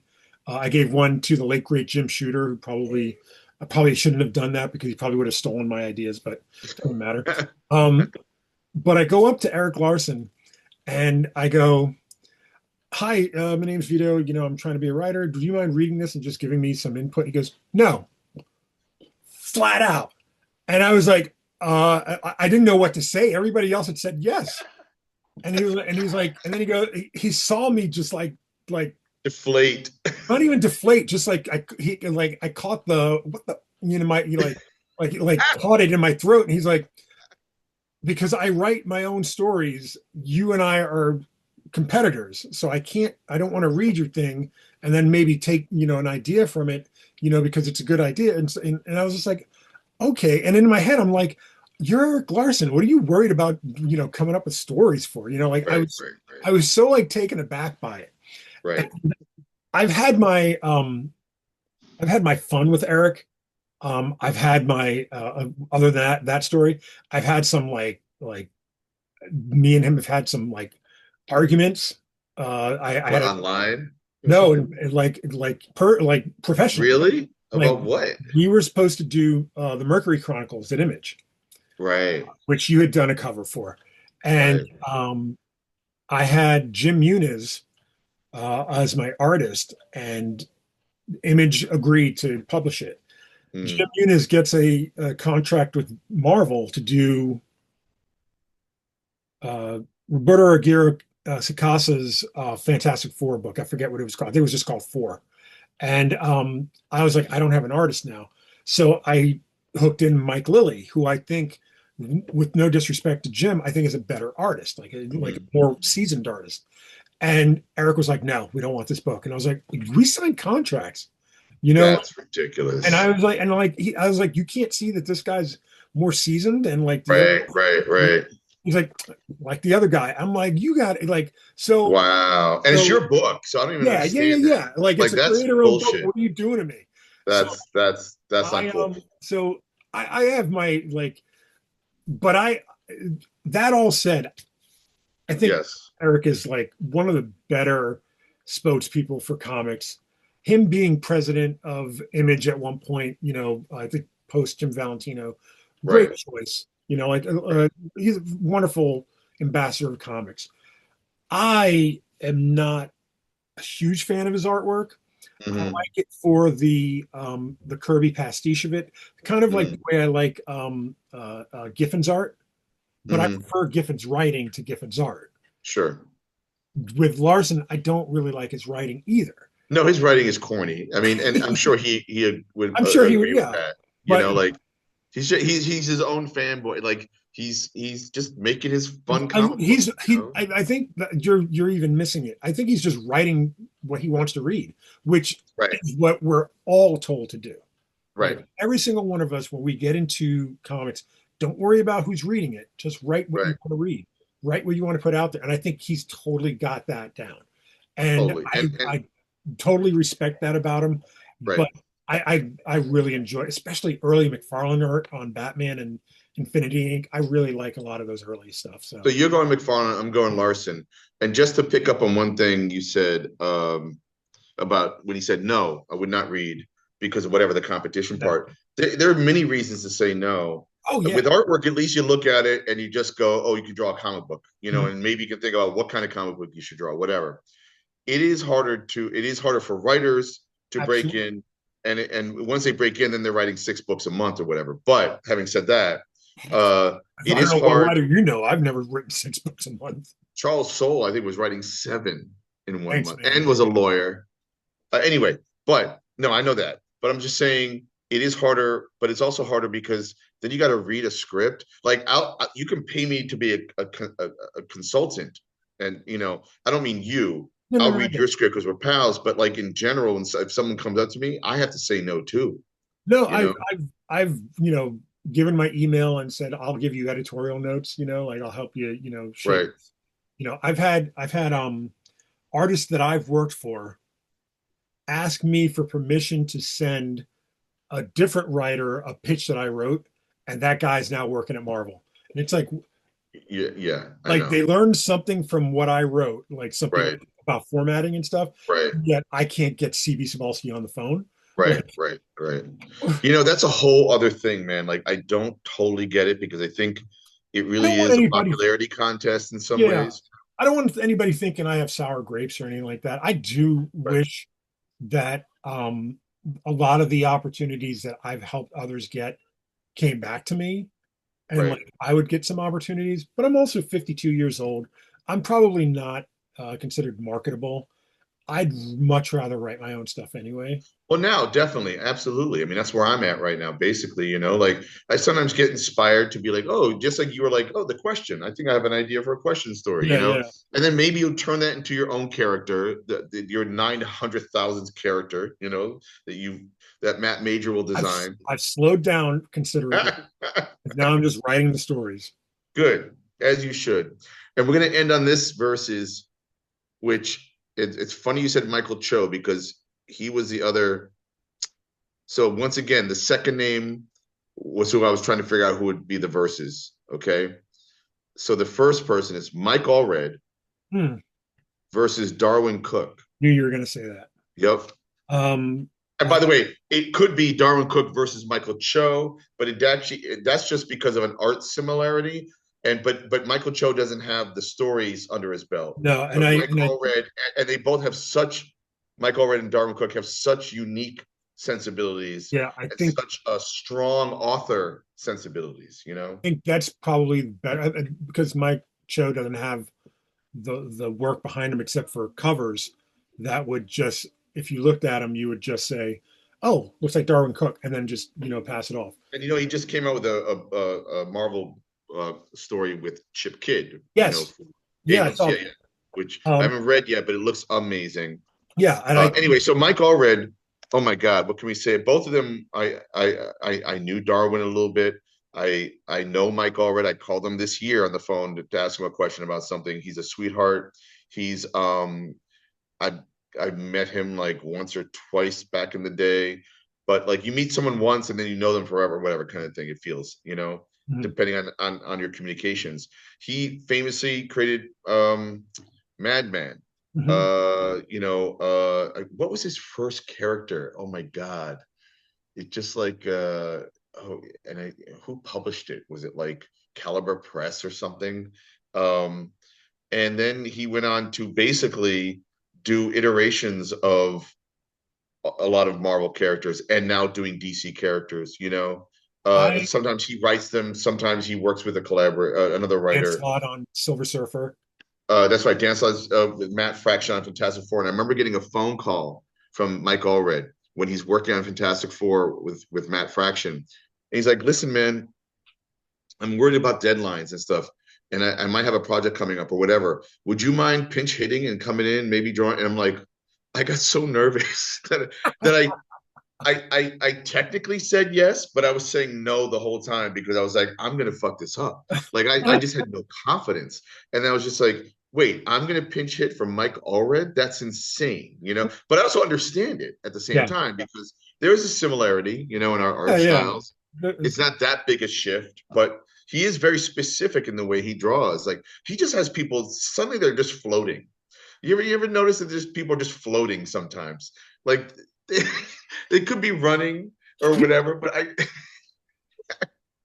You know, when you say something and then like all of a sudden like the picture comes in your head. that's right. I Do you know just what I mean though? I just lost it. It's like It's like the you're not wrong. Like it's just like he's the only superhero artist that draws superheroes tiptoeing or tap dancing almost like whereas Darwin Cook, oh my God, let me let Darwin me Cook let me as a weigh in on writer. Mike Allred. Just Yeah, waiting on Mike Ulrich. I was a big fan of Madman. Madman was like, what if there was a superhero in Rocky Horror Picture Show, like without like any of the sex, but like a lot of the weirdness. Like Right. it's so it was so like it's like a beatnik. That's why your sensibilities are so similar. Oh, right, right, He right. are like modern day beatniks making comics instead of writing poetry. Like Yep. that's the way I feel about the two of you.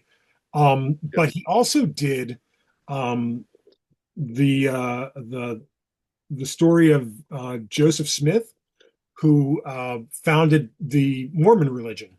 Hmm. And while I am not a Mormon, I'm always interested in reading about, people's beliefs and religions and stuff. Yep. And it was a well crafted book, Hmm. and they were heavy too. Like they were like Hmm. just like tomes. And I'm like, wow, like to know that somebody feels so deeply about something that they have Hmm. to write and draw about it, like Oh, take absolutely. a year or two of their life to do Yeah, this. I mean, he committed to that, and Yeah, he even did a David Bowie graphic novel recently, I yeah, believe. I think with Steve Horton. Horton? Yeah. Yeah, yeah. But yeah, I absolutely adore Mike Allred's. I've never met him. I'm sure like I'm probably the one that Oh, has. he's great. He's your immediate uncle. You know, he becomes your uncle. That was a joke we had. He did a comic for Caliber. I was right, called Graphic Music, where I Yes. believe he debuted Madman. Uh, and Slave Labor. He did a book called Dead Air, Mhm. and then he did stuff for Tundra, Dark Horse, Madman and whatnot. And then you know he collaborated with Peter Milligan on X Force, Ecstatics. He did Red Creating Rocket Goop. 7, and his awesome wife Laura Allred colors him. I think his Um, son is involved in comics too. Probably, and he did well. He writes with I think his brother sometimes now. He Hmm. didn't he do a Jack Kirby Fourth World character called Bug. Yes. He did iZombie that became a TV show. And he did iZombie for Vertigo. Mhm. Uh, I mean, come on, the guys, and everyone talks about Paul Pope, but like he is one, or John Cassaday, rest in peace. But he is to me one of the most good-looking men in comics. Like got a great look. You Yeah, know, he's a rock star. Like I mean, he literally. is a rock star. Um, Yeah. but then we shift to Pal Joey, to like the 12th member of the Ocean's 11 crew. Yes. I I knew Darwin relatively well. I wasn't obviously I wasn't invited to his wedding. I wasn't one of his best friends or anything like that. Right. Right. I wasn't Jimmy Palmiotti, but Right. Darwin, whenever I would see Darwin, Darwin always like gave me like a headlock or put like, Yep. gave me a hug. He and I got along really well. And like, I did not take his passing with any grace whatsoever. I was Yep. a wreck. And I can't imagine what it was like for someone like Scott Dunbier or Jimmy or Ramon Perez, guys that uh, guys that I'm close with, especially Ramon and Jimmy, that I knew Darwin through. Um, Yeah. he was, I can't, I actually, this is absolutely 100% true. So the last time I saw Darwin was at Baltimore Comic Con, and I had handed him a copy of the trade paperback, and he goes, "What do you want? What do you want for the cover?" And I go, "He drives a Mustang." He's like, "All right, I like Mustangs." Mhm. And Mhm. like he was going to do a stray cover, Yep. and unfortunately, he passed away before that could happen. Yeah. And it hit me so hard I could not go to Baltimore that year because that Yeah. was the last place I saw him, and Yeah. I couldn't see I couldn't be there without him there because it wouldn't be fair to me. You know, Right. I again, not his closest friend, but so profoundly like touched by his life, by his impact on my life, and by him just being around. I was I was at the Wizard World LA when he and a Marvel editor got into a fight. I was Oh wow. like I was I I think it was I want to say my 30th birthday. Hmm. He was doing a signing at Midtown Comics, and with the guys from Speakeasy because he had done a couple of covers for one of the books, Right. remote called Grimoire, and Right. I was like, I got to go and represent. And plus, this is my favorite artist. I got to go see him. And he came outside, and before he even got to the store, he came outside and he was smoking a cigarette. Son of a bitch. And Mm. I was on the I was on a, it wasn't even on a cell phone. I was on a payphone with my girlfriend at the time, and I was like, Darwin Cook is like 10 feet away from me. I got to say something. I was like, it's Mm. my birthday. I got to do something. I like got up the courage and I talked to him, and we sat there for about 10 minutes. And like when I went up to him, he jumped because I don't think he expected like some New Yorker to just know him off the street. Oh, wow. So Wow. like I'm not even talking about his work, and We like, haven't even discussed his work yet. And if I may, real quick, yeah, personalize it. There's two quick stories. I remember I was it Vertigo? Was I sitting in my own booth or something? And he came over to me and he told me how much he loved Cuba My Revolution and how great amazing. it was and this and that. I was like, what? Like, yeah, the story maybe, but you're not talking about me and my contribution. There's no way in hell that, and he was so encouraging and so nice and complimenting me. And it just made my year, becoming Yeah. from a guy I admire so much. And you're talking about fighting. I think he was a scrapper. He definitely would, he suffered no fools Nope. there's a famous story that I'm going to try to remember a little bit, but I'm going to leave a lot of the names out. Where I think he got into a fight with another artist that was harassing his wife or girlfriend at the time, I forget, with like a little wand and was like getting drunk. This writer who I think you and I both know, and I've seen him since, and he's had his own troubles, but he was very drunk, I believe, and just met and poking at people. And Darwin was like, "Cut it out, man! Stop fucking with me and my way." Like, and he just would provoke more till it turned into what became a fight, a physical fight. I think it was in San Diego, and uh, something happened where the guy that was provoking Darwin, I think, pulled out a bottle of whiskey or a pint or something and smashed it on the ground or smashed it against Darwin's head, maybe. Mhm. Or something happened where he got violent, like super violent, like a real fight. And I will mention one name. Ben McCool apparently grabbed Darwin to hold him back from killing this guy who was smaller than Darwin. And Darwin, I think, went like that, not knowing he's behind him. Kicked his head back Uh-huh. and knocked out Ben McCool's teeth, two front teeth or something. He starts bleeding. They're all bleeding, these guys. And two other artists, and I'll name one of them, Cliff Chang, literally I had to sit down because he saw blood and started to faint. And then another artist remember that part. actually did faint and landed and broke his jaw from fainting onto the ground. So this became an insane. I wasn't there for this. I heard about it. I Yeah, think I heard it from Ben McCool. yeah. So and I forget how it ended, but basically, I think Darwin's bleeding. Ben McCool's lost two teeth. I don't remember what happened to the instigator and what kind of blows he suffered. There's woozy Cliff Chang who may have passed out, and then the other artist who did pass out and had a broken jaw. Like this weird domino effect that happened, which is It's like a insane. scene in Stripes.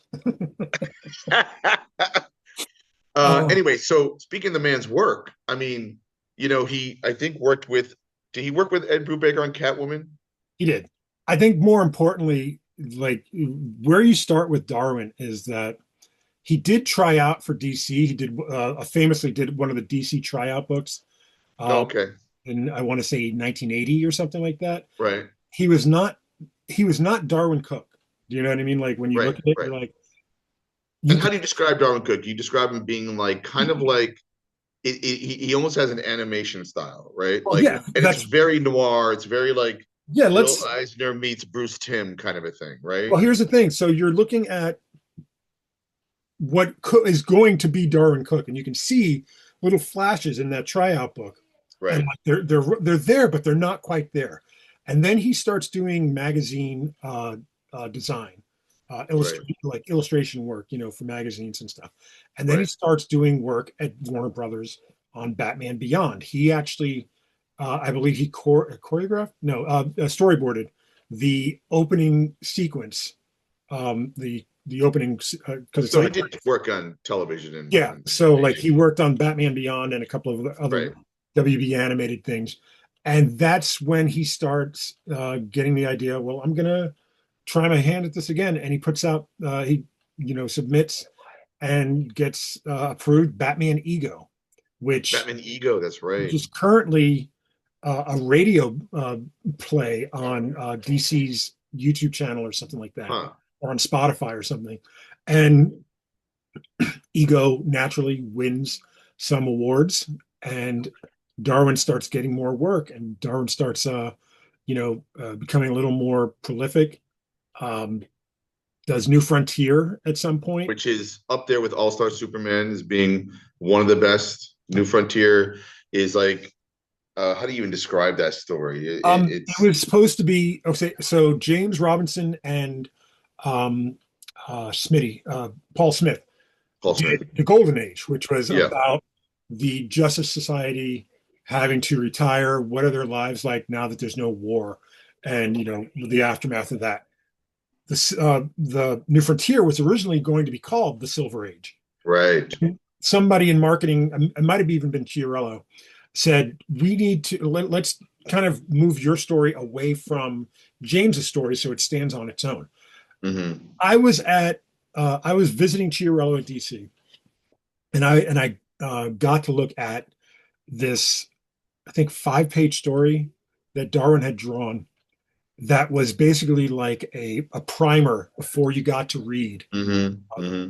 That was going to Wizard magazine, Hmm. like a 5-page story of the DC universe right before New Frontier starts. It might have been included in the Absolute Edition, I think. Sure. And I was like, this is incredible. This is going to be like the biggest thing ever. So Right. cut to me being in the comic store going, where's all the marketing stuff? Like for New Frontier, like this book is going to be huge.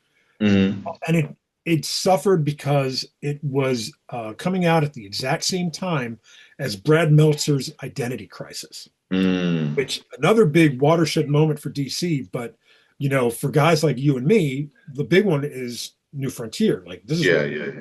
So obviously, Darwin wins awards for New Frontier. Identity Crisis, I think, might have won one or two, but like Hmm. the majority, went to the right book. Mm. Um, cut to Nothing against. I love Brad Meltzer, the Yeah, yeah, guy, he's great. And and he wrote Rags, a compelling story that also got criticized for. We don't have to get into that right right, and now. Rags And is just real quick, in terms of what you just said about seeing a 5-page kind of teaser for New Frontier or whatever, I remember going to Bob Schreck's office, and he was always trying to do really cool stuff with artists and writers. And I believe I saw a few pages of a Evan Dorkin written, Mike Allred drawn Metal Men comic series that they were going to do. And then Dan DiDio put the kibosh on it because Dan DiDio wanted to write all those kind of yeah. cool Metal Men, and then other kind of Jack Kirby adjacent type stuff. Yeah. Whatever. That's a So, shame that we didn't get to see that so then we published. got we got Darwin on Catwoman. We got Yeah. Darwin, basically redesigning the character from bottom up. Um, Yeah. Selena's big score he does with Ed Brubaker, Right. and now we see Catwoman, and whenever we see her, she's wearing the outfit that Darwin designed. Basically, yeah. Then Yep. we have his solo issue, Oh, which that we could do a whole episode on the solo if you if series. you if you were teaching a class on storytelling, Hmm. that anthology, but specifically that issue alone, there's so much going on. There's a story Hmm. about him learning how to paint from a neighbor, Mm. in that story. It's a beautiful story. Then you have Darwin's work on Wednesday comics. Yep. Then suddenly Scott Dunbier's no longer at DC. Scott Dunbier's at IDW. What does that mean? Scott Dunbier and Darwin Cook start doing the Parker novel series. And also, I don't know if this adjacent, but he was the one that dared to do Will Eisner's Spirit for Yes, 12 that's issues. right. That's Don't right. forget that, I which forgot is all. like, that is a no-no. That's sacrilege, Yeah, like, how dare you? And I thought he did a really good job with the I thought he Spirit. did a fan. If you've Yeah. never read a And Spirit then, comic, like wait, and then he did the Minutemen for Watchmen when they tried to before milk more Watchmen. Watchmen Yeah, stories. And I believe he did the Minutemen story. And I think he also worked with Amanda Connor on another character from Watchmen. the Silk Spectre. Yes, that's right. But like he did either the Minutemen or the Night Owl. I think it was the Minutemen because it was Minutemen. all the team. and Right. And then he does Parker, which is written by, Richard Stark, aka Donald Westlake. that's right, and does adaptations of that. And one of the last things I believe he did when he was dying and we didn't know it was he drew a cover for Seth Kushner, our studio mate, for a He book that also Seth was doing with George Foles, he also did a was the Roman Nose, right? The Roman Nose. Yeah. He also did a collaboration with Gilbert Hernandez called The Twilight Children, Oh which is yeah. a fantastic, fantastic And he book. did a cover for the Harvey Picar Mhm. series of Vertigo. Yeah. I think, as much as I've never met Mike Allred, I'm sure I'd probably have as much glowing things to say about him, Mm-hmm. just Mm-hmm. based on what you said. But Mm-hmm. I've never, I don't think to my life, I've ever felt a loss that profoundly. Mm-hmm. Like Mm-hmm. of somebody that I'd say I barely knew, but I definitely knew him enough to feel that loss. I Mm-hmm. know that I still have his email. When we were talking about the Stray cover, I still have his email saved. Um, what do you call it? We were going back and forth and stuff, and you know, knowing the worst thing about Darwin passing was we found out he was sick on like Friday, and he was gone by Monday. Yeah. It's just like how does and credit to Marsha, his widow, because she didn't want to make a big deal, and I'm Yeah. that's just Darwin too. Darwin, like I said, pal Joey, like the other member of the Ocean's 11 crew. He's like of a different time. Like Yep. he's timeless in his art, but he as a man was anachronistic. Like he was Yep. just of a different cloth and Yep. got like I like the only other death in comics that I've ever felt that profoundly was Tom Spurgeon. Right. Yep. And we're not talking about Tom today. We're talking about Darwin. So Yeah. my hat will always go towards Darwin. No, that was a great loss. And it's funny, like I just suddenly remembering I love movies where two great characters that have either opposing sensibilities or very different sensibilities, like a Steve Ditko and a Jack Kirby. I would love to see, I don't even know what if I mean a movie or not, but like Mike Allred and Darwin Cook handcuffed and having to get through something like, and I don't even know what I'm talking about, Oh, like it'd be Darwin trying to get into a fight and Mike trying to be the nice guy going, maybe we should just talk about it. maybe we should just talk about it. Because he Can seems we like all just be friends, yeah, kind of a thing. it's funny when you said that Ben, wrapped him up from behind. The first thing I thought was that's a hockey fight, man, right there. You gotta watch out. And you said he did that. I'm like, yep. Like he reared Yep. his head back. And like, yep, He, that's exactly what yep, he he did. knocked his head right Canadian, and broke his teeth. And all Canadian. Ben was trying to do was just chill it out, but he got caught in the wrong moment. So, all right. Well, I You go. know, So the answer, I think, for me is as much as I love Mike Allred, I think it's Darwin Cook.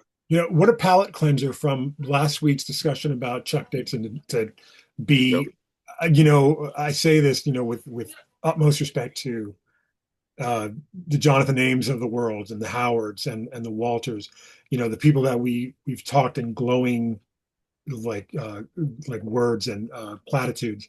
But what a palate cleanser to be able to be honored enough to talk about Darwin. To me, Yeah. you know what I mean? Like, and Totally. one of these days, I promise you guys watching and listening, will tell you about Tom Spurgeon and like why, like he Yeah. and Darwin to me are the two people that uh, you know, God forbid anything happen to you. God forbid anything happen to Wade. God forbid Yeah. anything happen to Walter. Yeah. Like, like Yeah. I will have an entire hour to talk about. Yeah. A whole hour. Yeah, yeah, well, I don't want to bore I people. know. I know.